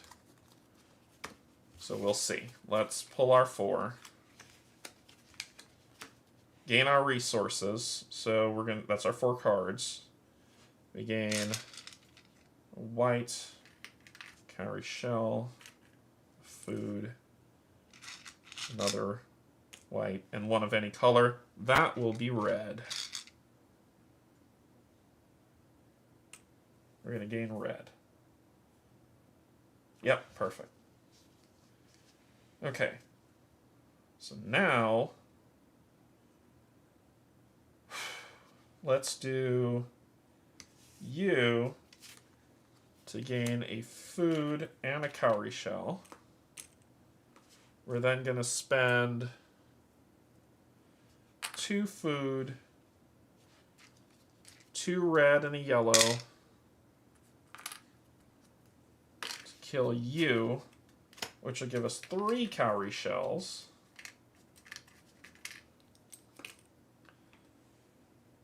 Oh, I was supposed to get that back. Sorry. No need to type. Then I'm going to spend... I'm going to get this guy for free.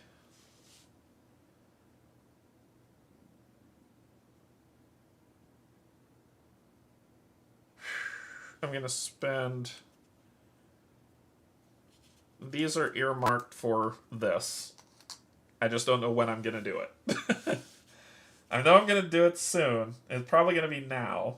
Because if I get hit for 2, the shuffle's still going to happen.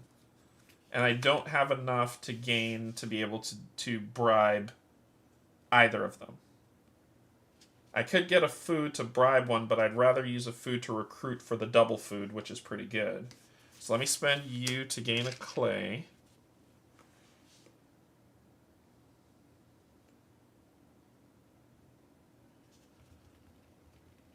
Then...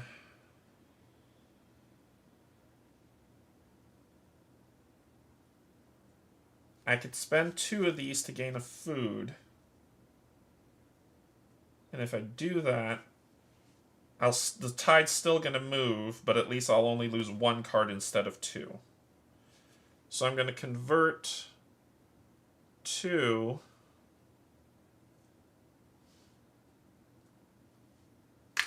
to gain a food. But is it worth it? Because that's a double food.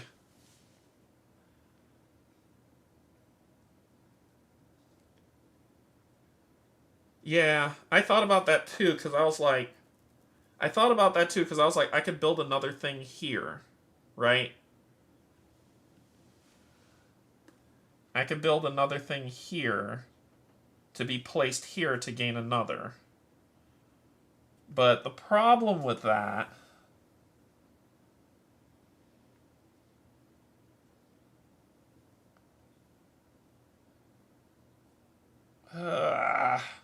so I could spend the 3 to gain a wood, which will allow me to build something else to either gain another food or a white meeple, which will probably be another food that I'll put here to gain another cowrie shell. Okay, so spend 3 to gain a wood. Spend a wood to build food seems to be exceptional. And I'll put that here, which will give me a cowrie shell.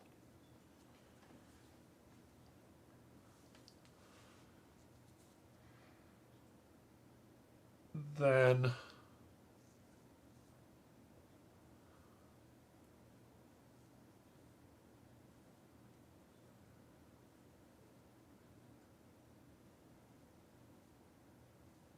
yeah, but I can't build that. I don't have enough wood. I need 3 wood. So I'll lose 1 card. Okay, let's build this.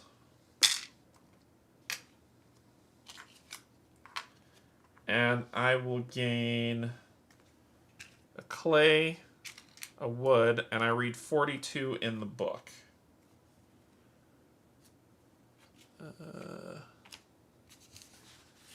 42. Another canal completed.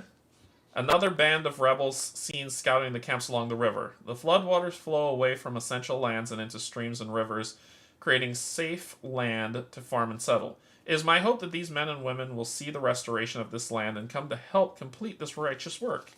In later seasons, we will need to create more canals to take the flood all the way to the sea, where it can finally rest. But for today, we will celebrate the works with our hands. File the constructed canal card in the box under history. Find card 46 in the story deck and place it face down on top of the barbarian draw pile.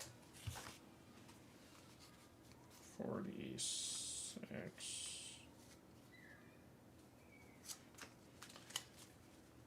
Place it face down on the top of the draw pile. Okay. Then I just need 2 more bricks and I can build this, or 2 more wood and I can build that. Another place to tuck seems very, very important, and this being that would have been great. So I don't have more cowrie shells to build, but I do have a slot now to build that on, and this looks like if I get rid of a card, I'll gain 2 cowrie shells, which would give me enough for this, but for another brick. But that won't matter at this point. So let's gain the...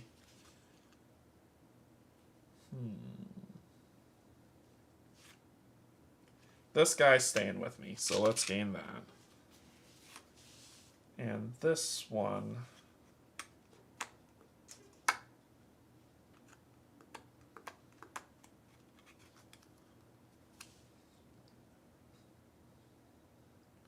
The next thing I want to build is here or here. That's the next things I want to build. One of these two. So let's see what we're dealing with.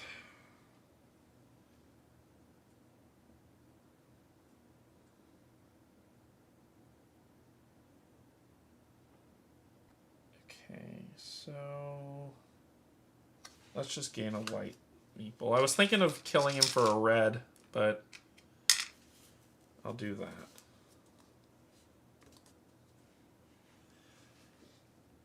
This one seems really good. I'll wait for it to be free, though. So I'll stop there. All right. Stop there. Barge. The barge would have been moved out. So then the barge comes back. Then suffer attacks.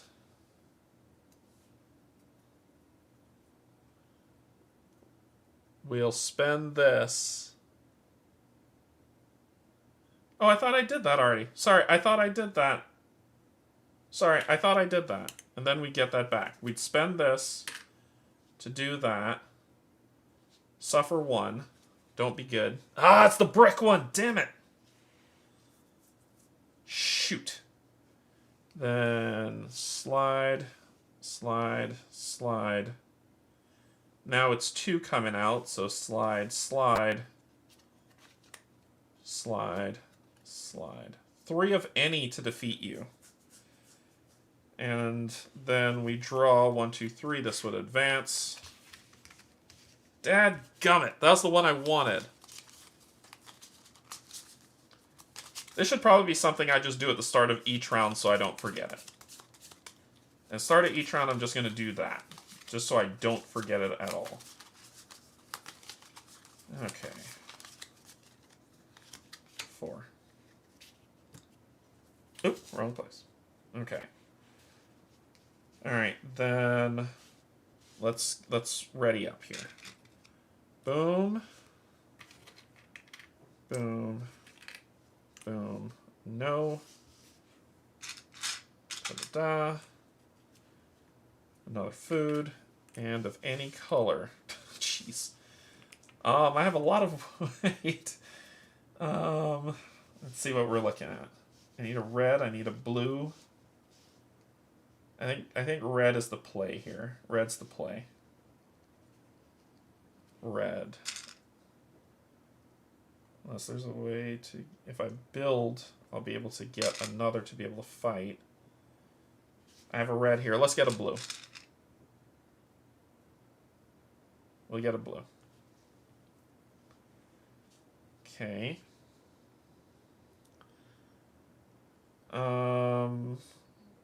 So I got another food. I got that. I got that. And that's it. Now, we're going to... Let's just make sure I don't forget. Boom. Alright? Done. Okay. Now if I pay 3 food, I can kill you. And this means some +1 thing means something when you go down. And I think that's the way to do it. So I'm going to spend...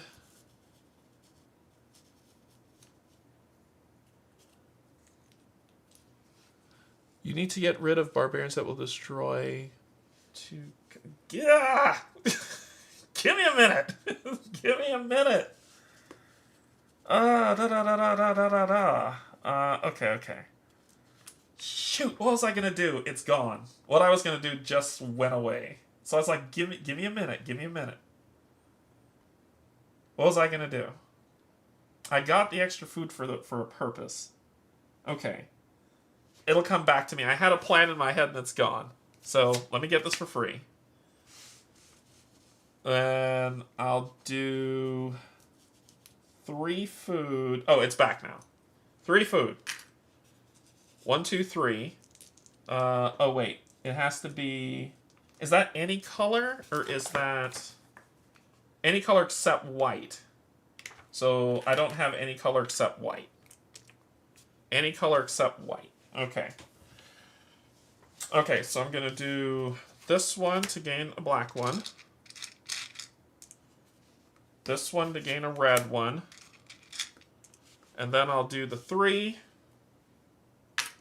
and spend these 3, which are any one but white, black, blue, and red, to get rid of her, which she will give me something.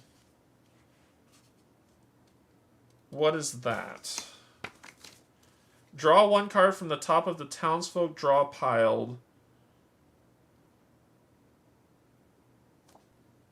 to do what with? Draw 1 card from the top of the townsfolk draw pile, which is this. to hand unless specified otherwise. To hand? To hand?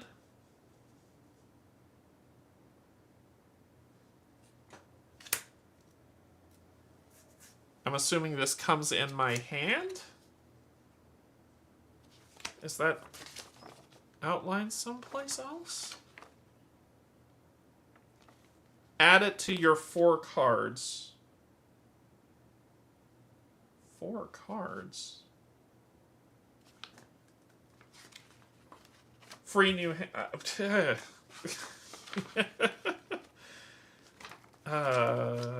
sure. If I'm wrong, someone will tell me no, it goes in my discard pile or something. Okay. Okay, play it this turn. Alright. Okay. So this will give me a wood. So that's 2 wood.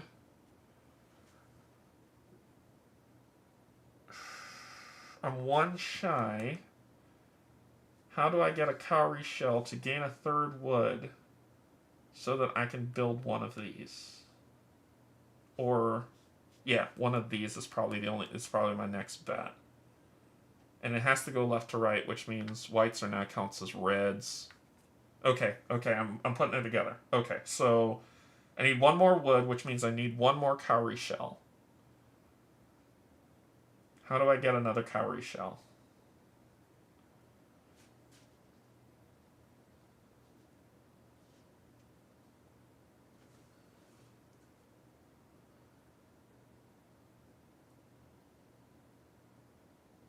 Okay.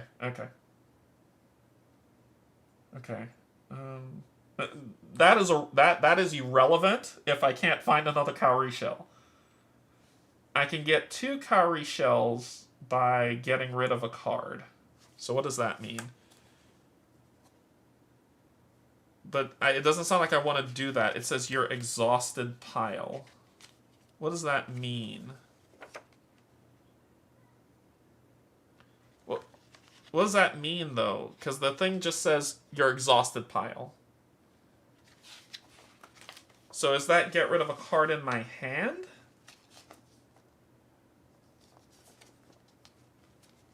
The entire discard pile? Like, do you follow what I'm... this probably sounds like a dumb question, but it's not outlined that way. Does that mean that this entire discard pile is gone to get 2 cowrie shells? Or does that mean I get rid of a card from my hand to gain 2 cowrie shells? I hope it's the discard pile so you can destroy a useless card.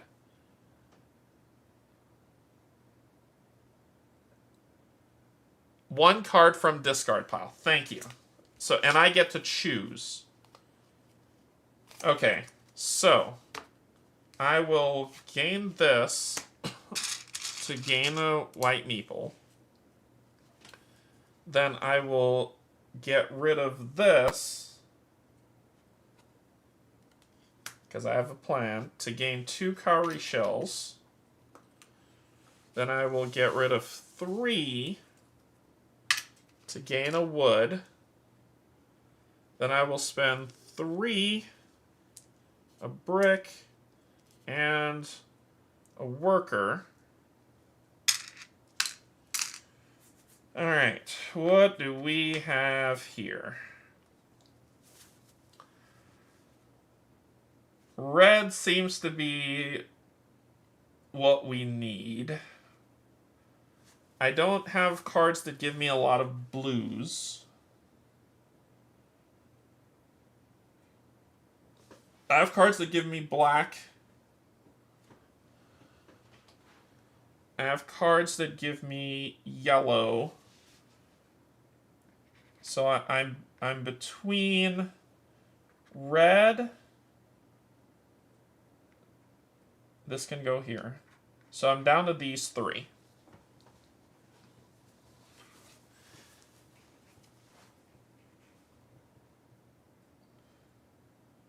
So then I do that.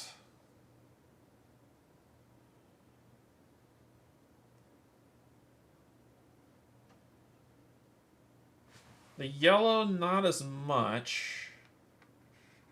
So I'm down the red and black.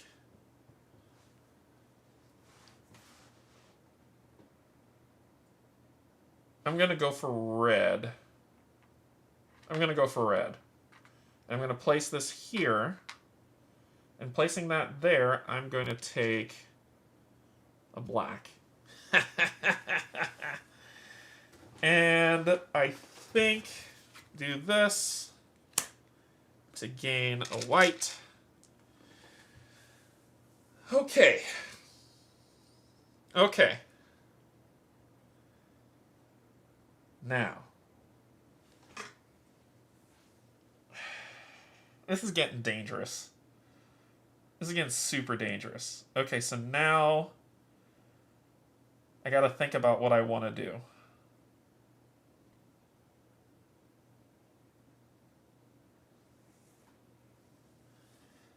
I gotta think about what I want to do.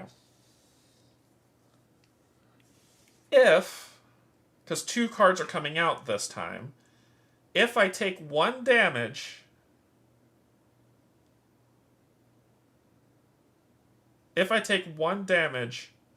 I can kill her next round. But it means taking 1 damage.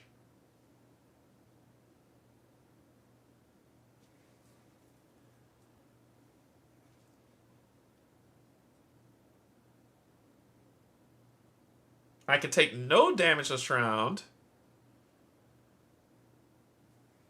And then try to sort it out next round. But I think let's do this. You are going to damage me. Please don't be a double card. Please don't be a double card. Shoot, it's my blue card. That's not good. That's really not good. You need a food here. And you want a white meeple. There you go. Then we'll slide this down. And then 2's coming in, so it would be...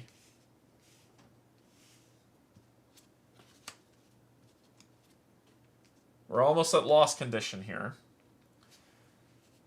Then we'll draw our 4. 1, 2, 3, 4. We'll gain this back. Then we'll gain 1, a cowrie shell, a food, and now another cowrie shell because we built one of those. We gain a white. And then we gain a food.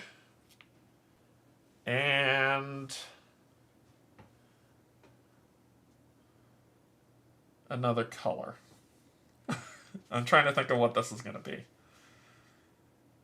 I think it's going to be another black, honestly. I think it's going to be another black, because if that's the case, I can now use these as reds. I can kill 2 things. Potentially.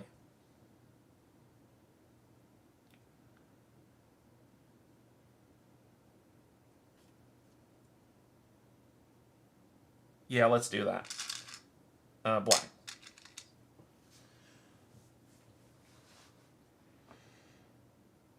Okay. All right. Now.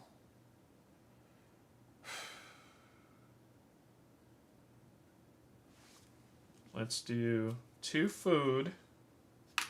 These are now reds and a black. Let's get rid of you. And we're going to read 12. Please give me like a ton of resources for this decision that is probably terrible. It is days like this that make me yearn for home. There are still people, our people, who do not see. They cannot see that the work that we are doing is for all of the Empire. They only see a chance to take. My heart bleeds for them and their ignorance. Just as my men bleed for our work to carry on. We push back a strong foe, but the cost of our own warriors is high. My thoughts will be with the rest of my warriors tonight as they remember the fallen. File the defeated barbarian card in the box under history. Take 2 damage and gain 2 cowrie shells. No! No! Oh my god! So the game punishes you. Awesome. Was there another that I was supposed to file? There was another. Oh my god, that's bad. And there's 5 cards left before the waters advance. Crap. Okay, so let's gain 2 more food.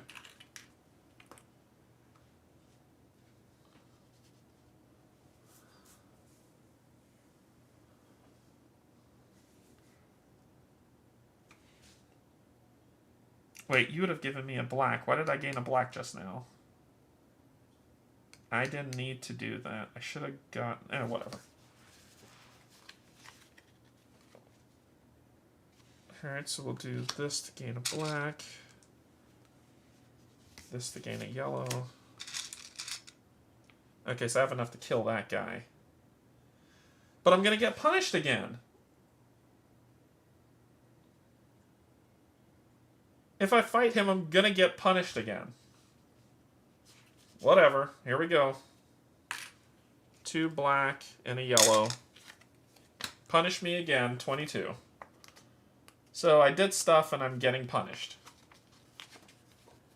The cheers of victory were still ringing in our ears when a hush fell over the battlefield. The fight appeared to be over, but then something stirred in the dust and blood.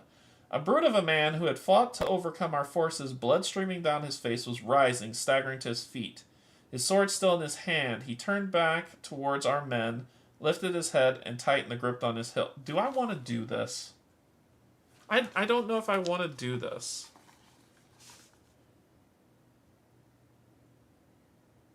Because I was like, I could just spend 3, spend 2, gain a food, and fight this guy and kill him.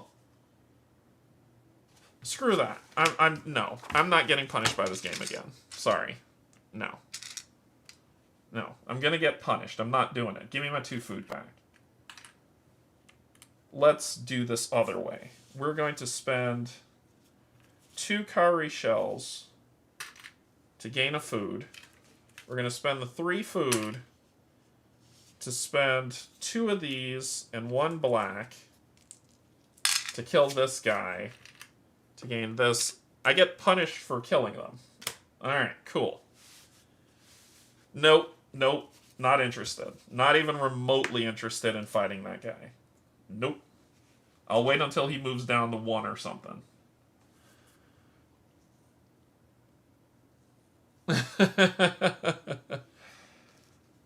Yeah. I get... okay, so...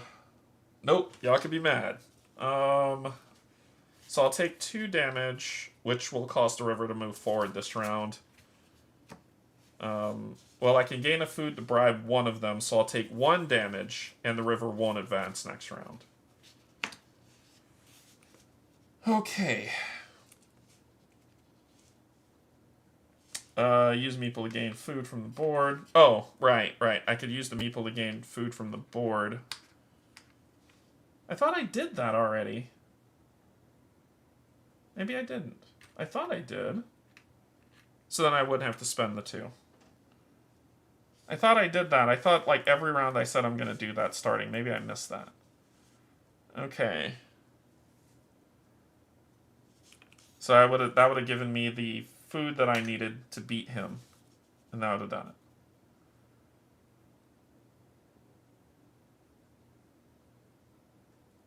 I still need to spend the 2 to bribe 1 so I can survive 1 more round. I can do these 3 and the... destroy 2 more frickin' cards. Nope, that would advance things, so I'm not going to do that.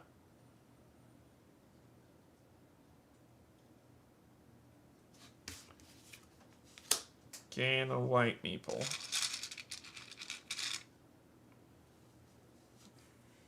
And I'm going to end that turn. That was hot garbage. Okay, so... I'm going to spend 1 food, so I'm only going to take 1. And of course it's going to be something I need. Oh, and gain the free townsfolk. Sorry. Sorry. There's a lot going on. Okay, so that'll be it. Anyway, I spent one. I took one. And then slide. This goes here for 2. And then I get 1 here. Then draw 4, which is what I can do. The river doesn't move until I have to draw. So this round I need to build. I'll gain 1 cowrie shell, 1 food, another cowrie shell, another white meeple. Alright, thank you so much. Yeah, I'm doing the best I can. We'll gain another food. And we'll gain... I have a black here, so I can do that to fight him.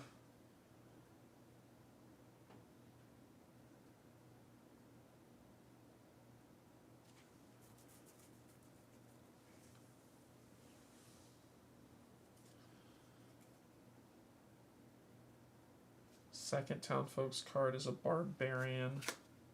Oh!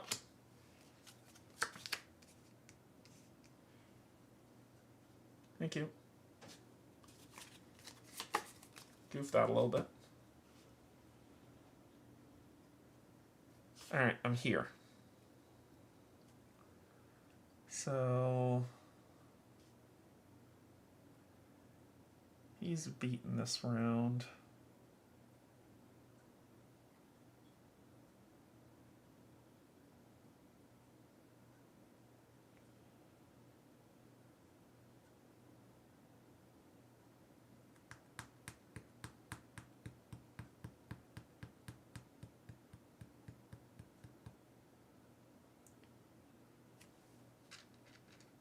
Yellow.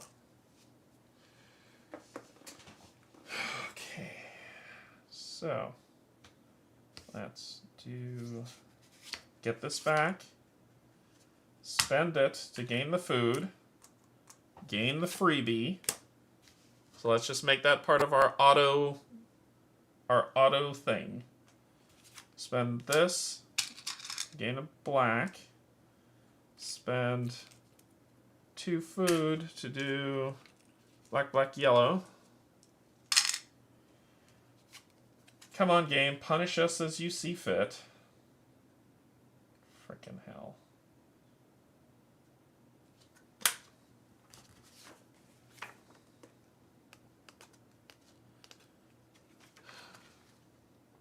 Why are you up arrowing? What do you do? I changed it. Why am I getting up arrows all the time? It's not.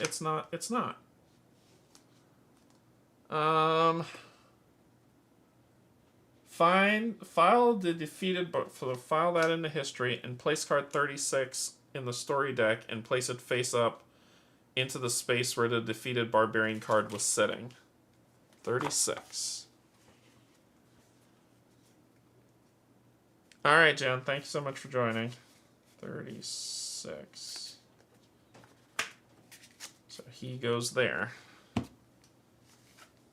Okay.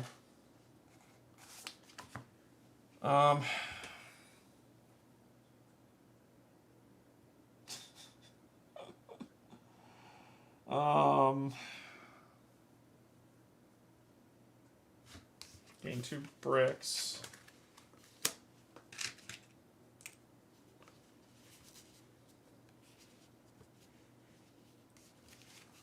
And there's no white meeples to gain, so let me hold that for a second. I'm gonna spend 3 and 2 here to build this, to gain a brick, a wood, and destroy 2 cards.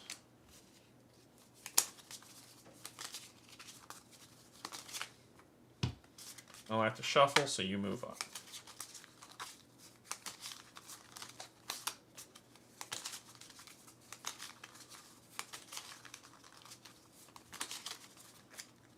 Two cards gone. Yeah, 2 I needed. And that's the way the cookie crumbles. Then I could spend this to gain a white one back.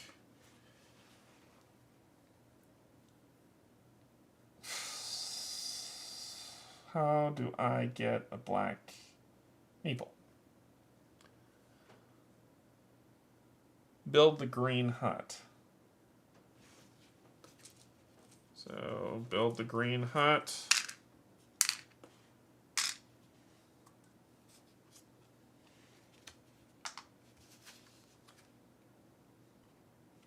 Okay.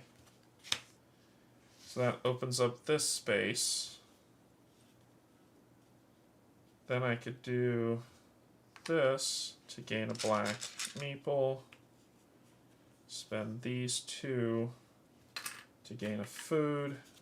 Spend these 2 food and these 2 to kill him. Go to 32.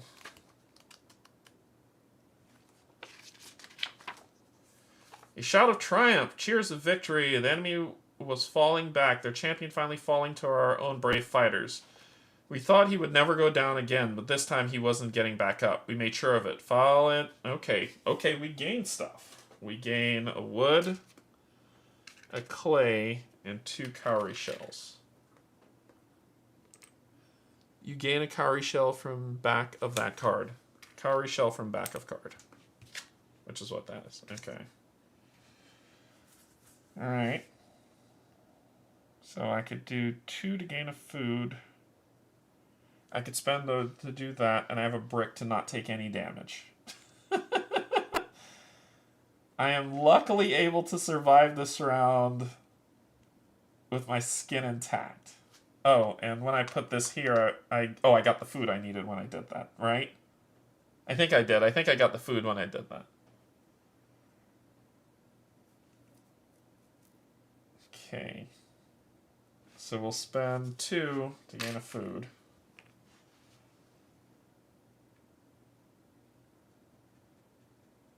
This will come in handy later. Okay. Okay. So I can then... I'm not spending that food just yet. Alright. So that'll be it. I can't think of anything else to do. I can't think of anything else to do. Alright, so that'll be it. Food, brick, and just one of those for the red, and we're okay.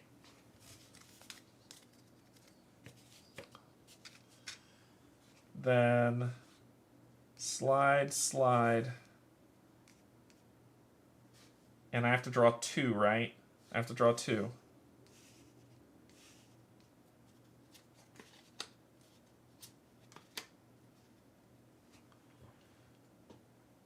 No, I needed the food not to take any damage. I'm losing cards, man. I'll recruit later. I'm losing cards. Get these back. 1, 2, 3, 4. Okay, that's better looking. Then we'll get white, that, a food, another one, another white one, another food, and we can tuck cards, but I ran out of cards because I spent stuff to do that. This will be a good tuck card. This will be a great card to tuck. Okay, so what do I want from you?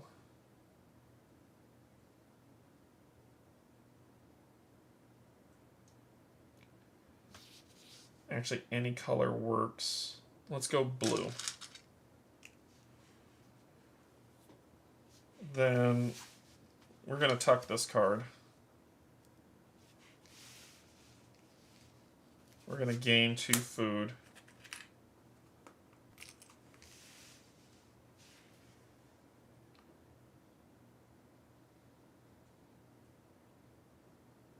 We're going to get you for free. We're going to put this here to gain a food. Okay. I could take that guy out.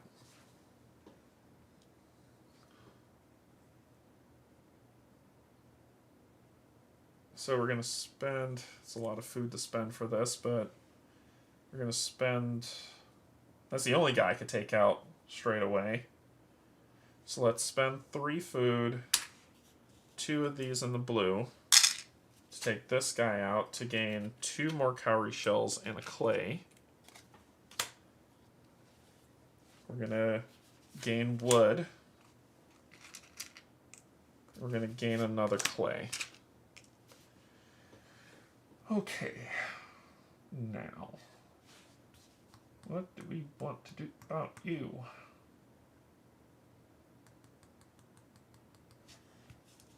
I can spend the food to get that red. I think we're getting really close to danger zone here. We can make it another blue. We could spend 3. No, I don't have any space to put. I want to build another one of these, but I don't have a space to put it. Oh, you're supposed to be here. I want to build another one of these, but I don't have any space to put it. And honestly, this looks like it's skipping incrementally. I bet you that's it's a +1. And this is a +1. Yeah, I figured. If I clear this, it's end. Game's over. So clearing that isn't going to make sense. Yellow seems to be the call.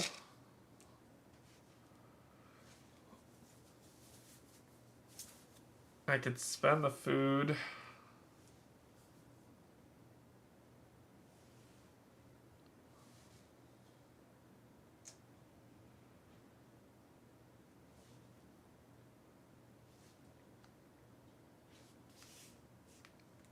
Sure, I'll give the brick back. This will give me a white one instead. Or I know you don't want me to kill stuff, but that will give me... I can kill this guy. I'm sorry, I gotta do it. I'm sorry, you're gonna be mad. I'm getting rid of this to gain a white and a yellow. You're gonna be pissed, but that's okay. Then I could spend 2 to gain a food. And then I'm gonna spend 3 food, 2 and a white to kill this guy to gain 3 shells.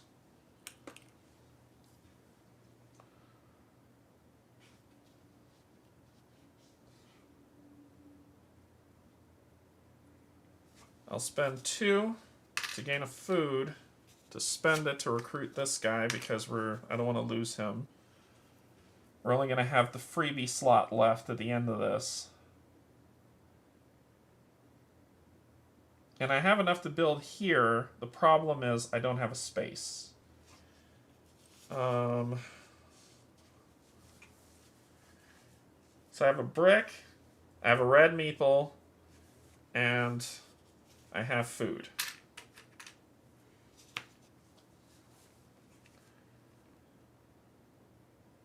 So I won't take any damage this round, but that doesn't make things better. Okay. Okay. And this is only round 1. This is supposed to be easy. Yeah, this is supposed to be easy, and it's... I'm looking at this. I want this to be built. I'm not here. I'm here. I could gain the 3rd wood. I could gain it next round too, so it doesn't matter. I'm not losing anything. Okay, I think I'm done. Alright, you, food. You, red. You, brick. Then 2 more coming in. And this gets backfilled. Then I draw 4 cards. 1, 2, 3, 4. Potential. Gain these 2 back. Then I gain 1, 1, 1, another 1, a white, a yellow, another food, And what do we need? What do we need?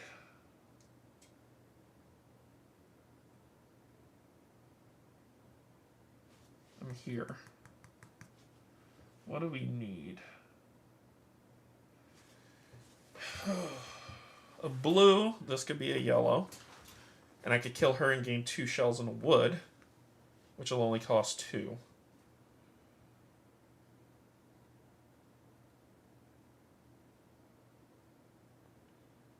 So another yellow or a blue. Let's gain a blue.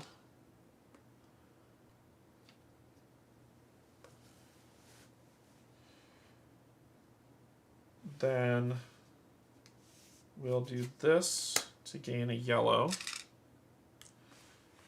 We'll then spend 2 food to do yellow, yellow, blue to get rid of you for 2 and 1.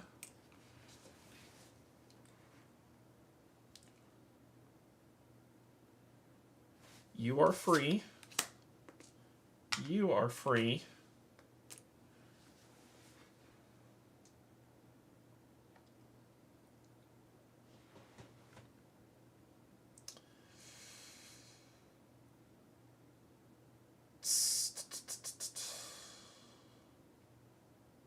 I'm not ready to push that barge forward yet. This will give me a brick. This 2 reds. I don't need reds for much, so I could just take the red.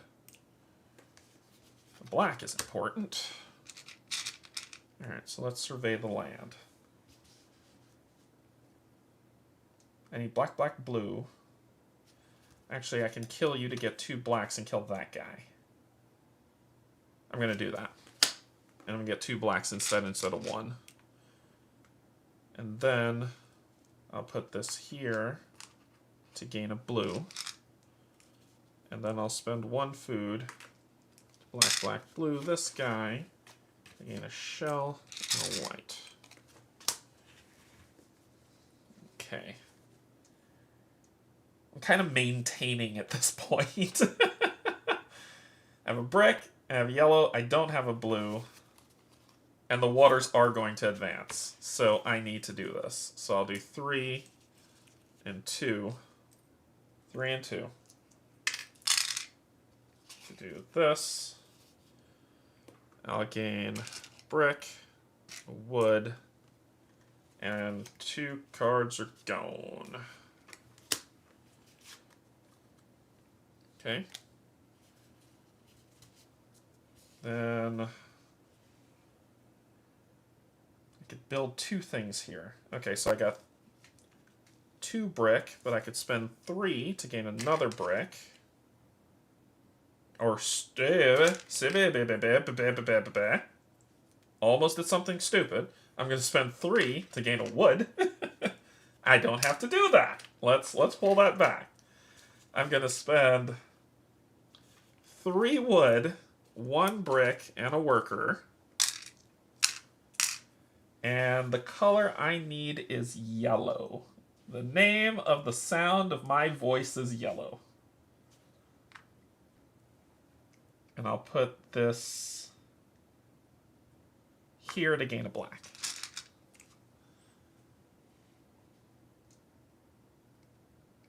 Then I have a brick, I have that. We're going to advance this anyway, so let's do what we need to do. We're going to spend 2 to gain a food. We're going to spend the food to recruit you.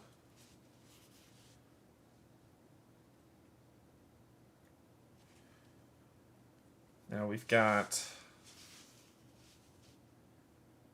I don't need a white meeple, I'm okay. What I need is 2 more bricks. I can gain 1 more brick here. And then I just need 1 more brick.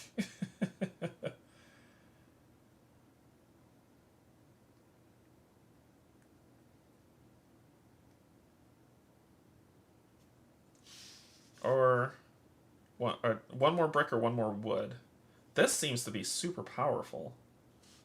So maybe I shouldn't go for brick. Maybe I should go for this. This seems stupidly powerful. So I'll do that. Gain a wood. So I need one more wood. And I only got... How do I get cowrie shells? I would lose a card from here. And I don't want to. If I lose a card from there, I'll get 2 cowrie shells. But I think I need to. I would lose the brick. I'd lose 2 cards, though. Instead of 1 card, I'd lose 2 cards. So let's back the truck up. So now I've got 2 yellows, and I don't have a blue. I can kill her next round. I can potentially kill him next round. He's going to be a hard fight. Okay. Okay. So what are we doing?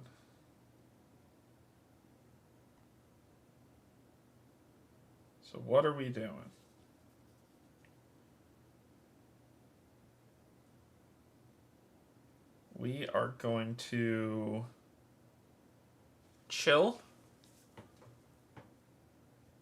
I feel like there's one more thing I could do this round, but I'm not seeing it.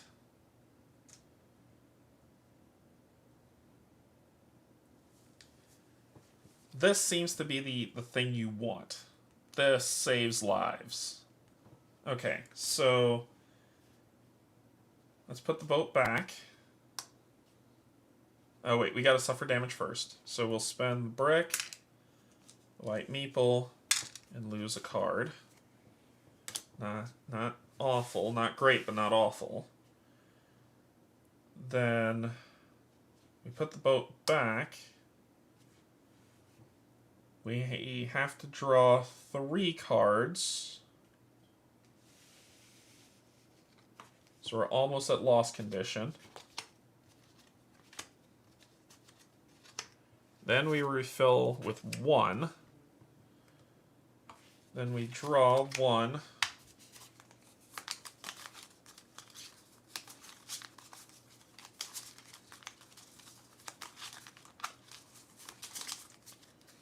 Two, 3, 4. Then I gain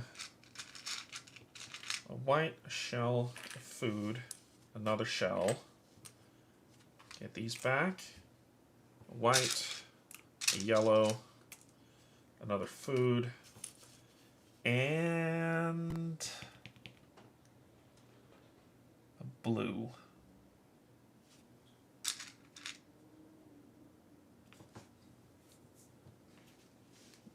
Okay. All right. So you're free. Let's do it because I'm using a lot of white ones coming up. So spending 1 food, spend 2 and a blue to kill you. I gain this and a white. I spend 1 food. I use 2 and a black to kill you. Gain a shell. Draw a card. Okay.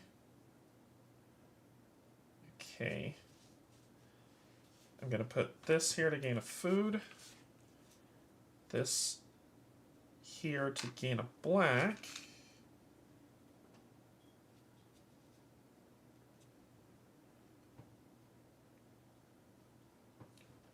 This to gain a brick.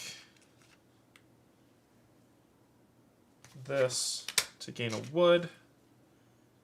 I'm going to spend this to gain a white. And then I'm going to do a white, a brick, 3 wood.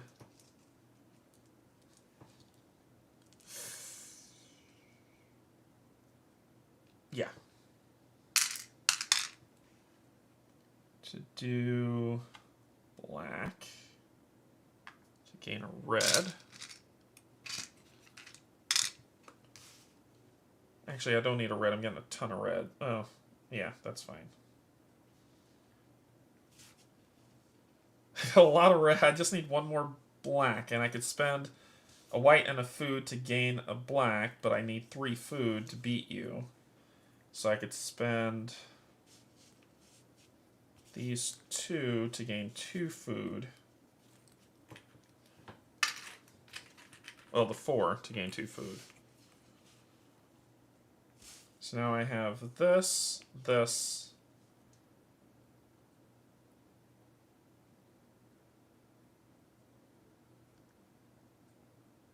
Wait, I don't have to put a white here. I could put anything here.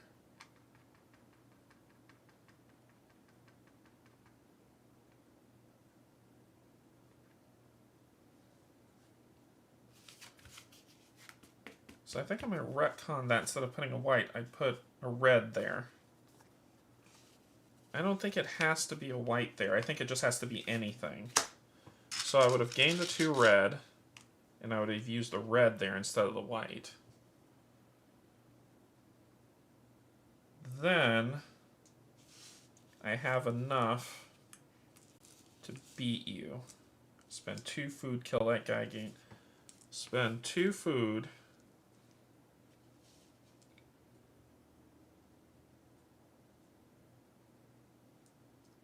Black, black, red. I could spend 3 food and kill that guy. That's card draw.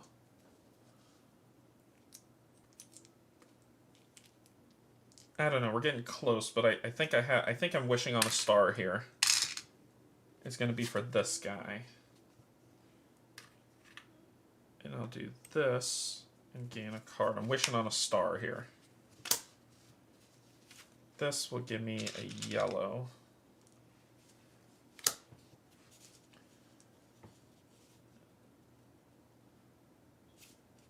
I don't have wood. Ha! Game over.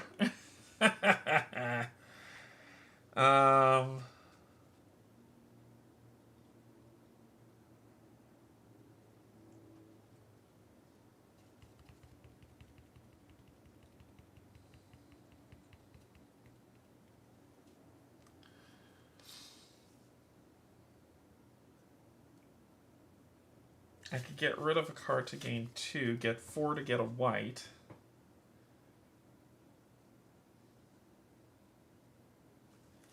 I just need to kill one of them. One of them. That's all I need. I'm gonna...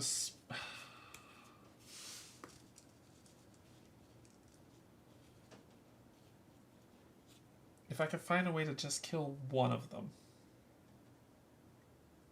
So...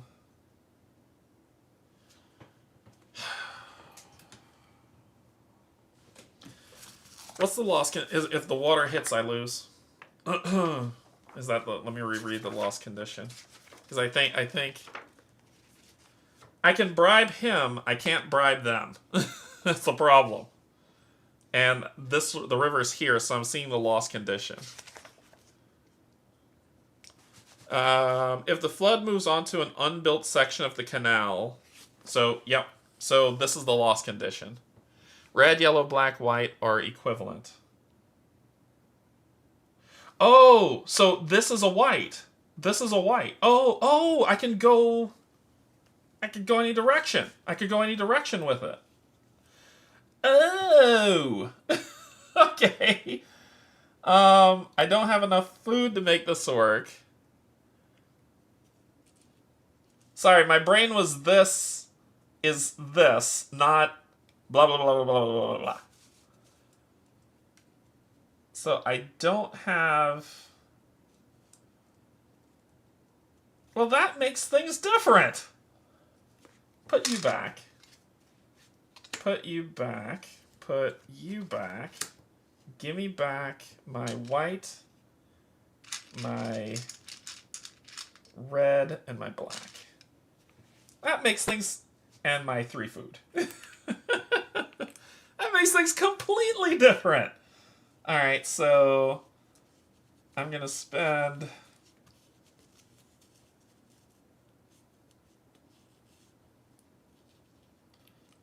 I don't think it matters.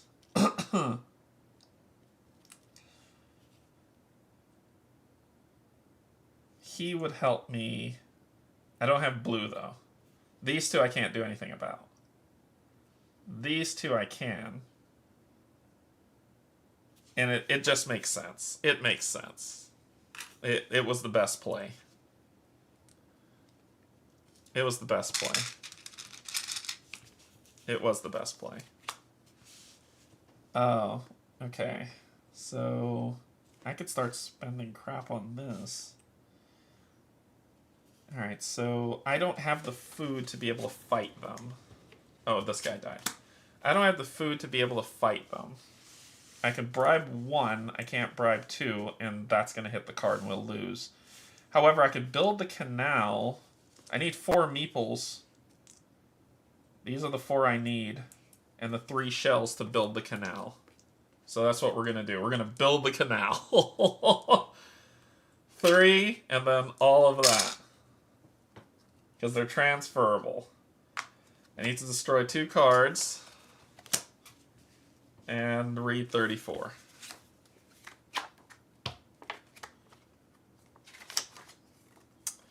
Not all people can come and assist in the grand work. Defeating the flood will be a boon to us all, but life carries on in small things as well as large.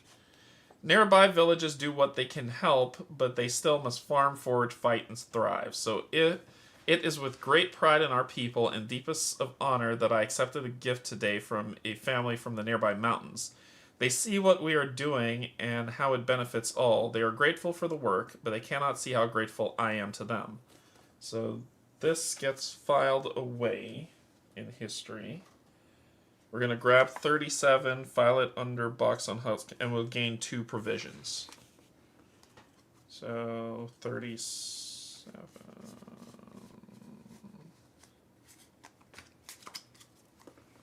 And that's getting filed over there. And cool.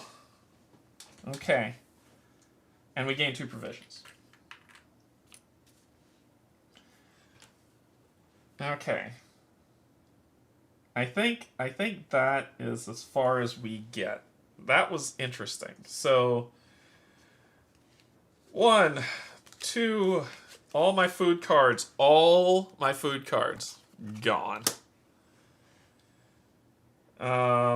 This would advance the flood, because I have to draw 4. These would slide here to draw 1. Shuffle, shuffle, shuffle. 2, 3. And then shuffle this.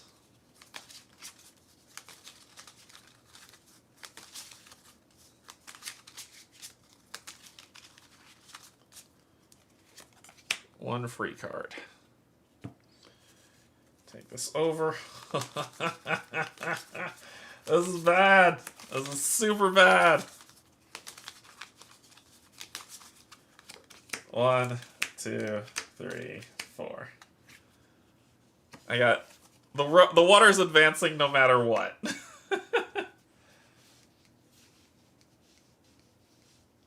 You know what? I could still win this. Get these back. Gain a white, a shell, food, another shell, another white, a yellow, another food.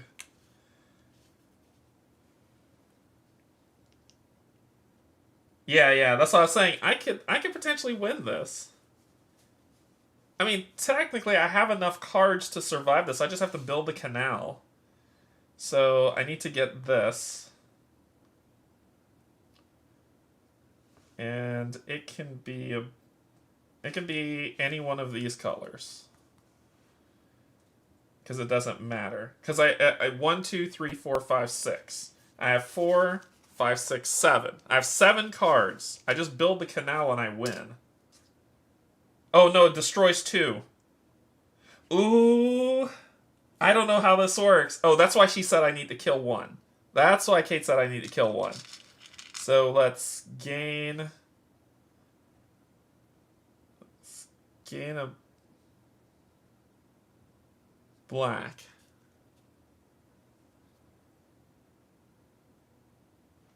Lose conditions as if the barbarians fill the row. Oh no. Okay, okay. So what do I need? I already have a white could be a black. I can also get a wild one from here. I can gain another food. So I can kill that guy. The blue is tough. So it does need to be a blue, because it's nothing but blues. So it does need to be a blue.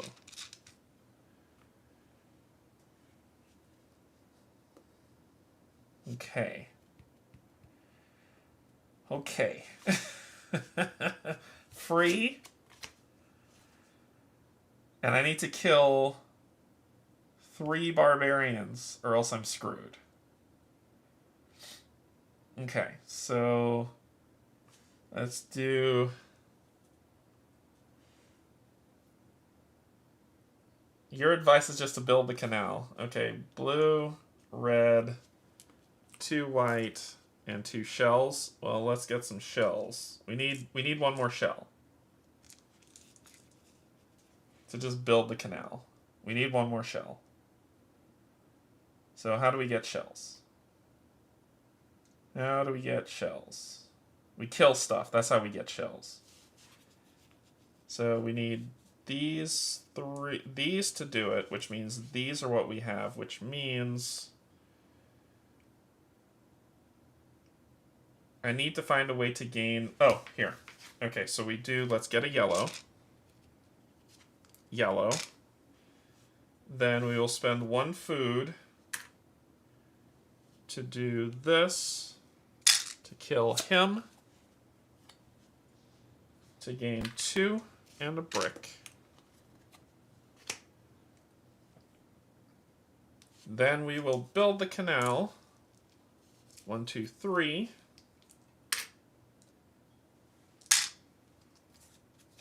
To destroy 2 and 24.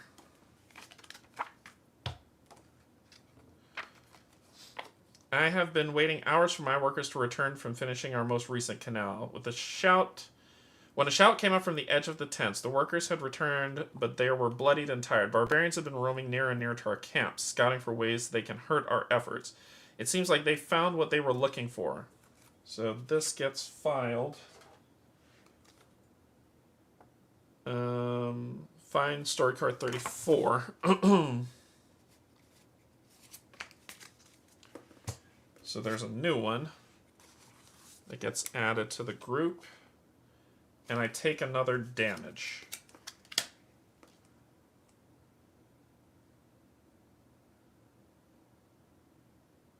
Yay! All I have are... Are you freaking kidding me? That seems like a... That seems like a game over scenario right there. Let's get 2 reds. And... Can we brick burn here?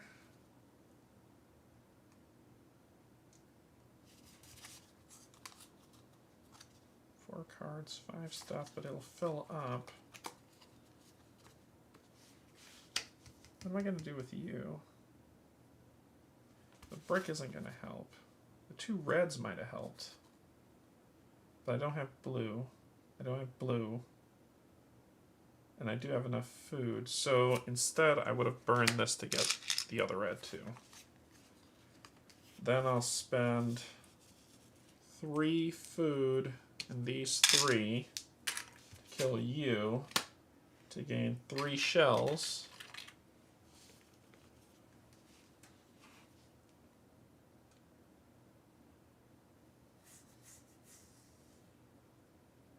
Then so that's 2 and 2.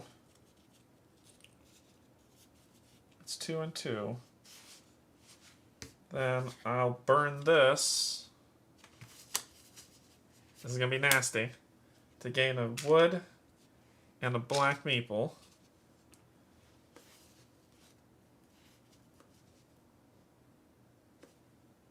And that's it. And that's it. And that's it. If I could kill 2 more, that'd have been great. Alright, penalties. You, wood, you, 2, you, black, you, 2. And then I need to add 4, and there's only 3 slots left. So I lose. And this was empty, so this would move forward. Yeah, there you go. And when you lose, if the flood, if the barbarians, if there are 7 barbarians, you lose. If you lose, turn the top defeat card. This will direct you to add 1 of 2 entries from the storybook. If you lose due to the flood, okay, so defeat. Okay, so it says, if you lose your turn, turn over the top card. This will direct you to read 1 of 2 entries from the storybook. If you lose due to flood, read the top. If you lose due to barbarians or damage, read the bottom. Okay, 18. Oh my god, good.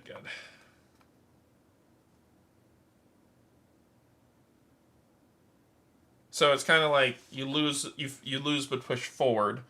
You'll file the defeated card in the box under history, find card 35 in the story deck, and file it in the box under other setup cards. This is your fortuity card.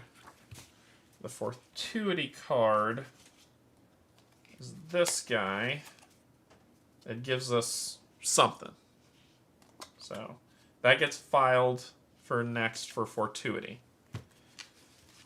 And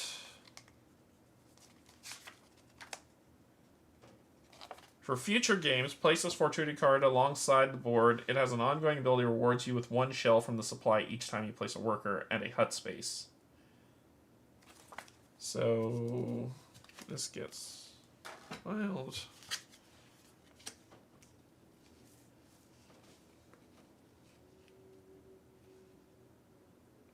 It rewards you with 1 shell from the supply each time you place a worker at a hut space. Additionally, you may choose to file this fortuity card in the box under history to discard the leftmost barbarian card. So we could discard the leftmost barbarian card above the board and place a townsfolk card from the top of the townsfolk pile in its place. Doing so will remove the fortuity card and its ongoing ability for the rest of the campaign. Oh my god. How do y'all feel about this one? Like, what do you think? I'm gathering my thoughts on it as I think about it.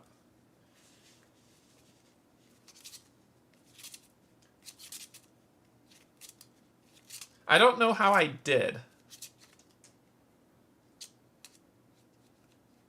Yeah, I don't know how I did. I think that's the thing. I don't have anything to gauge how I did. Honestly, it looks fun. It's like Call of Cthulhu. Looks insane at first, but once you play it a few times, it gets better and better. I love this game. I've played it several times, and I'm now progressing to playing on harder difficulties. Thank you, Alexa. Great job, Derek. Thank you so much for the super chat. You did well for a first game, Derek. You nearly won. It's meant to be a hard game. Okay. Yeah.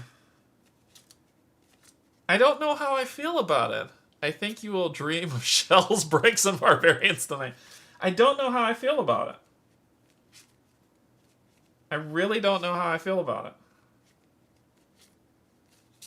I think my initial frustration is that for me, and I'll only talk for me, this book confused the hell out of me. Derek, you unlock like 4 cards, a perm bonus, and all sorts of things. You have failed forward, but you made it to the last step. Yeah, this rule book, I enjoyed the heck out of playing it, played the crap out of it, and sold it happily. It's a good game, just felt I squeezed all the juice I could. 15 to 25 plays is the sweet spot was for me. Yeah, yeah, yeah. It will be better next time. I think that's the thing. Like, I'm trying to gather my words on my thought of it. So initially come in, and I think that's what I'm still kind of reeling on. Initially coming, there was a huge frustration because it was a difficult play. It was a difficult learn because I don't feel like the rule book helped. I think it helped for people who can consume rule books, and then they can play the game. I think that is what the rule book was meant for. Honestly, if it would have walked me through a round, I think I'd be okay. I didn't pull the plug on it because it's solo only. I will say most of the books from Garfield read like that, and it's kind of confusing. The rulebook sucked, but Derek, if you watch your first turn and compare it to your last turn, holy crap, the difference was night and day. Yeah, I think it's more. I'm just kind of walking through. Let me talking through kind of how I was feeling when I first started. I read the book. I understood the mechanisms, but then there was the how to play the best, and Kate helped out a lot. But you did help out a lot, and I super appreciate it. I think the trouble with me was you were telling me what to do, and I didn't understand why you were doing it, and so therefore it was just you playing the game through me. And so I was just like, okay, I'll do this, I'll do this, I'll do this, I'll do this, I'll do this. And I didn't know why you were doing it. And so therefore I was like, all right, I'm not really having a lot of fun here. And then at a certain point, I think I was like, okay, I see why she's doing that, but I would have never known that unless I had a pro player. Unless I had a pro player doing that. Like, if I was left to my own devices, I think I would have struggled a lot longer. I would have picked it up, but I would have struggled a lot longer with the game. It's the reason why I'm doing this series, too. I mean, to be honest. So, it went from...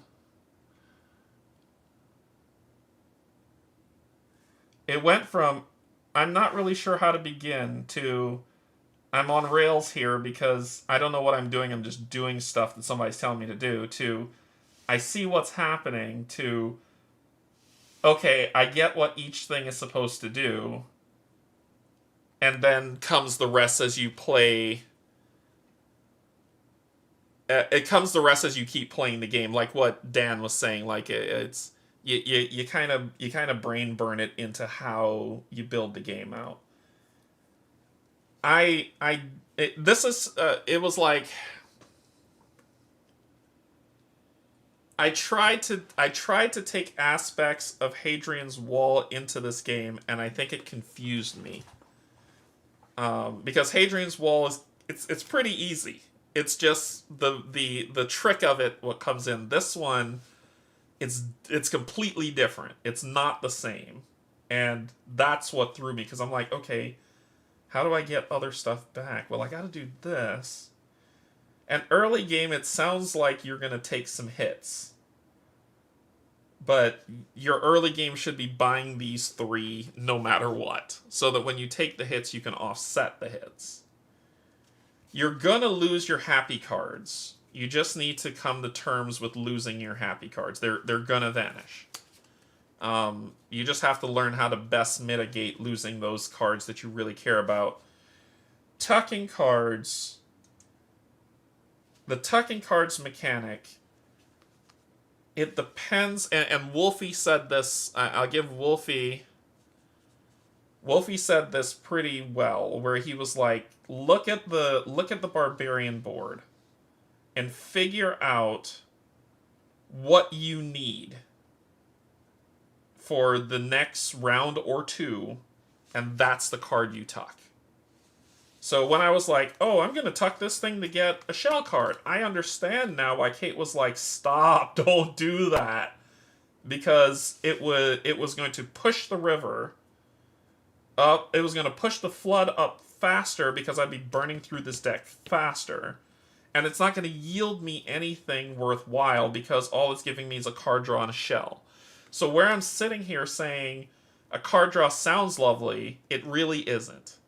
So this actually is best used for this. The really great tip is the meeples. Tucking cards for meeples or resources is key. Because you're gonna need resources if you can't deal with the barbarians and you need to bribe them, or you need the meeples to be able to take them out. So it just makes sense. See, this is the stuff I'm learning from the first place, so it just makes sense to go that route. So tucking cards is more looking at the board and seeing what you can accomplish within the next 2 turns, the next turn or the turn after, and tuck based on that, and go from there. If you can't, then you're looking for more bribe procedures. This seems to be pivotal. This right here is major in this game. I didn't get a chance to see what's all under these other ones. This looks like resource gain, card gain, and cowrie shell gain. But this to me seems clutch right here. Because if you notice, I was stacking up white meeples because I couldn't use them. I couldn't use them very much. And then once I started unlocking this, and I was like, oh, this means this. Then it started helping with taking this stuff out. But then all of a sudden, I think when Kate was saying, hey, no, it's transferable. It's transferable. So all of these becomes everything. Every meeple you have eventually can become every color, which is pretty damn cool. So this is powerful. Like, trying to clear these will help you a lot.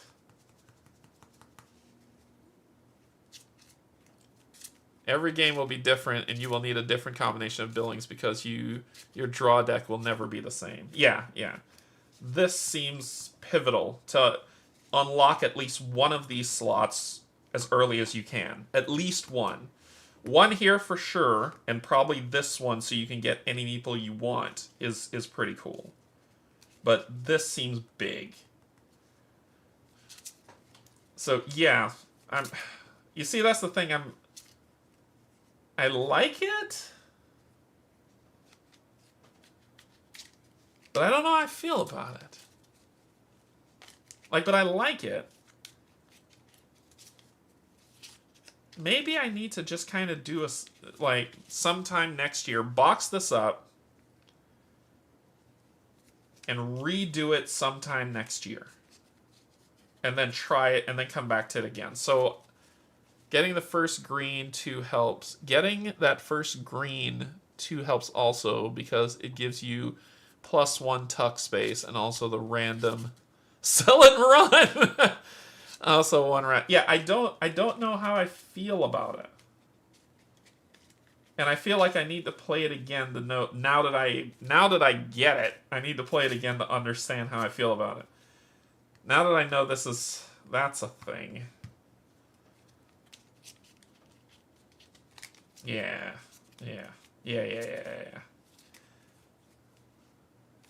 Yeah, I'm gonna box this up, and sometime next year I'm gonna run through the campaign. Like, I'll do a stream. I'll come back to it. I need to digest it. I need to digest what just happened.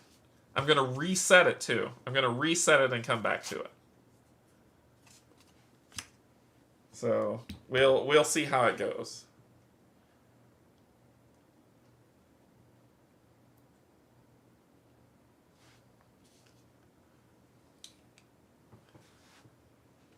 Yeah, you can play again immediately, or you should walk away. If you box it up, it will be on your goal list by March.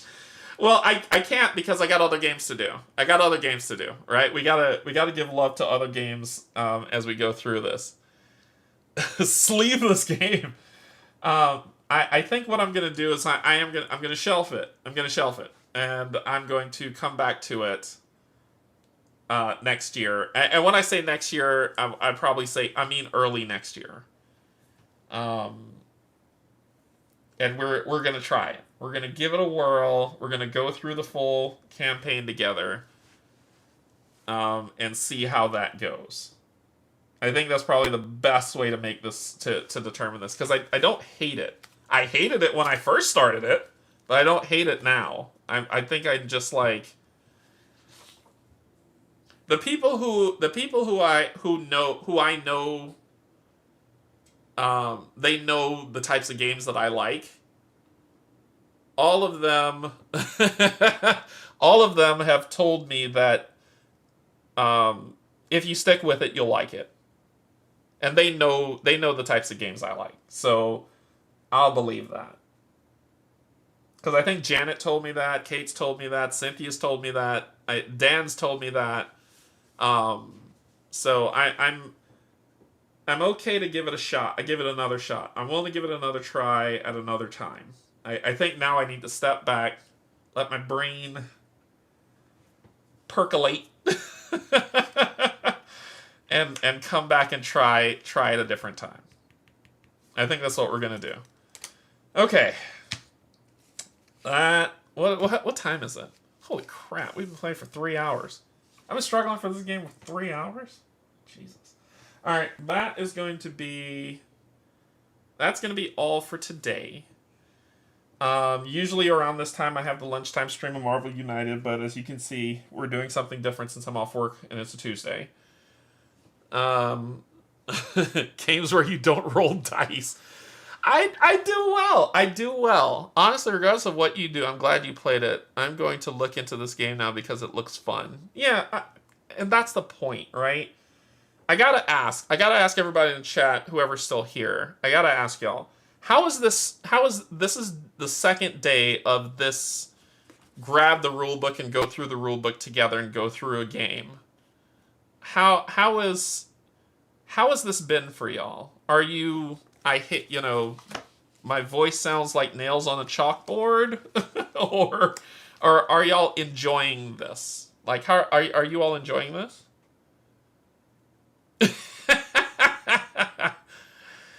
Do you like this series? Because tomorrow it's Dice Throne. It's Dice Throne Unchanged with Santa for because tomorrow's Christmas Eve. So tomorrow we're going to be doing Dice Throne Unchained with Santa. I do know how to play that game. And then no streams on Christmas, which is Thursday, and then Friday is another game that I thought I put up there. What am I playing on Friday?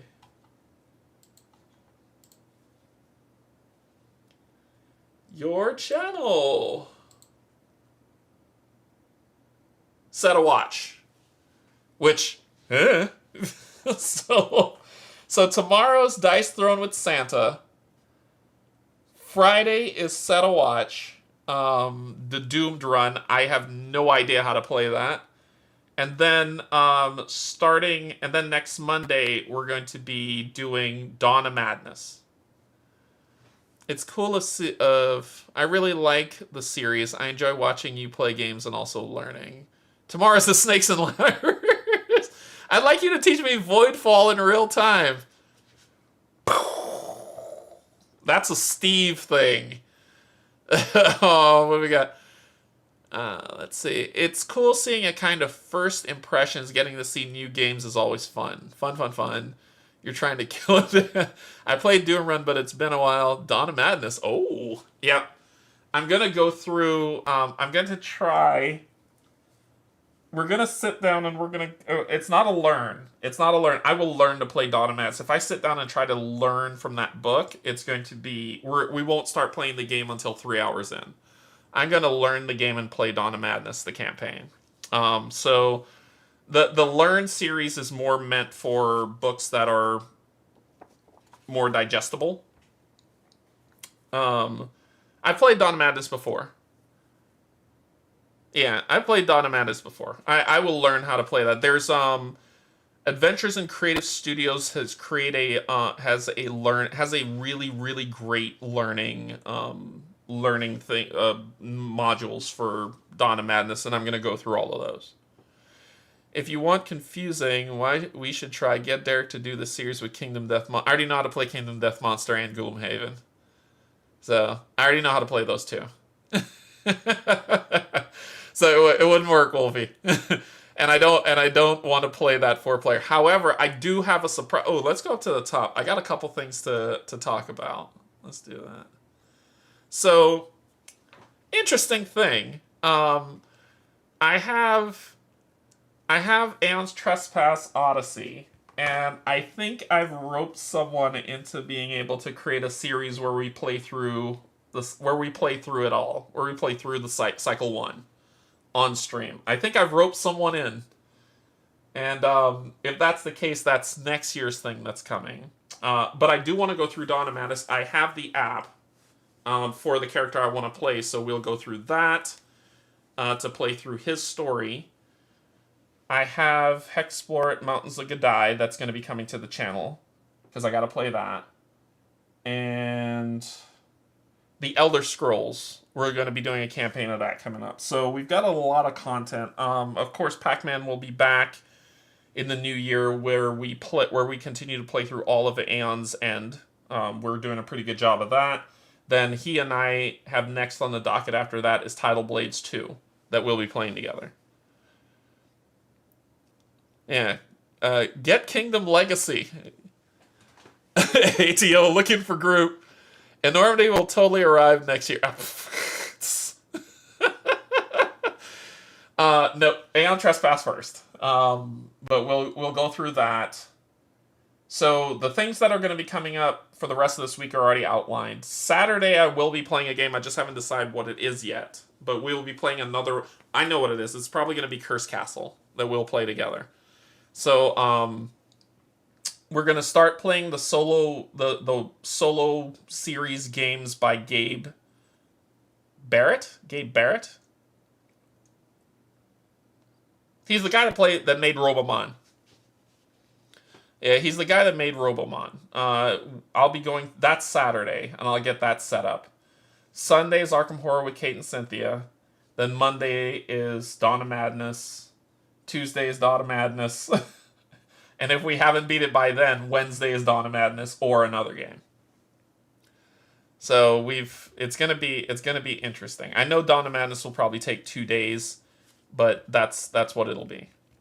2 days, 3 days max to play through one story, and I think we'll be good. That's about 9 to 12 hours that we'll take to play it, and that'll be that. And then I have to paint the next one that we're going to use for that. But yeah. And then Elder Scrolls is coming next year, where we're going to play through a full campaign. Cool. Oh my god. Okay, that is going to be all for today. I hope y'all enjoyed the series. There's a lot coming. If you're liking this series, once again, I'm fine. I have a lot of other games like this. Once again, like the solo play series. I have 3 of those games that I need to do. I have Solar Titans I need to play. Iron Helm I need to play. Contra, I found it in a Barnes & Nobles. We're going to play that. We're going to play Dream Escape, which is mine delivered, and I know a lot of people are still waiting for their copies to come in. Dream Escape is another one I want to do because it's not a thick book, and we can play through that, and that seems like it'll be a lot of fun. So we've got a lot for this series. It's just, I want to make sure that y'all don't hate it. My worth is based on your approval. No, it's not. But I think that's what we're going to do. And then of course, Dragon Eclipse is going to be coming back. So we have tons of games to play. And after I finish a lot of these games, once they're completed, I'll call them out and be fine. So, cool. Thanks everybody for joining. I will see you tomorrow for Dice Throne with Santa versus some bad guy, and then we'll go from there. If that's not your thing, Have a great, and you won't be tomorrow. Have a happy holidays. I will see you on the next video that you would enjoy. And until then, I love you, and there's absolutely nothing you can do about it. Bye, everybody.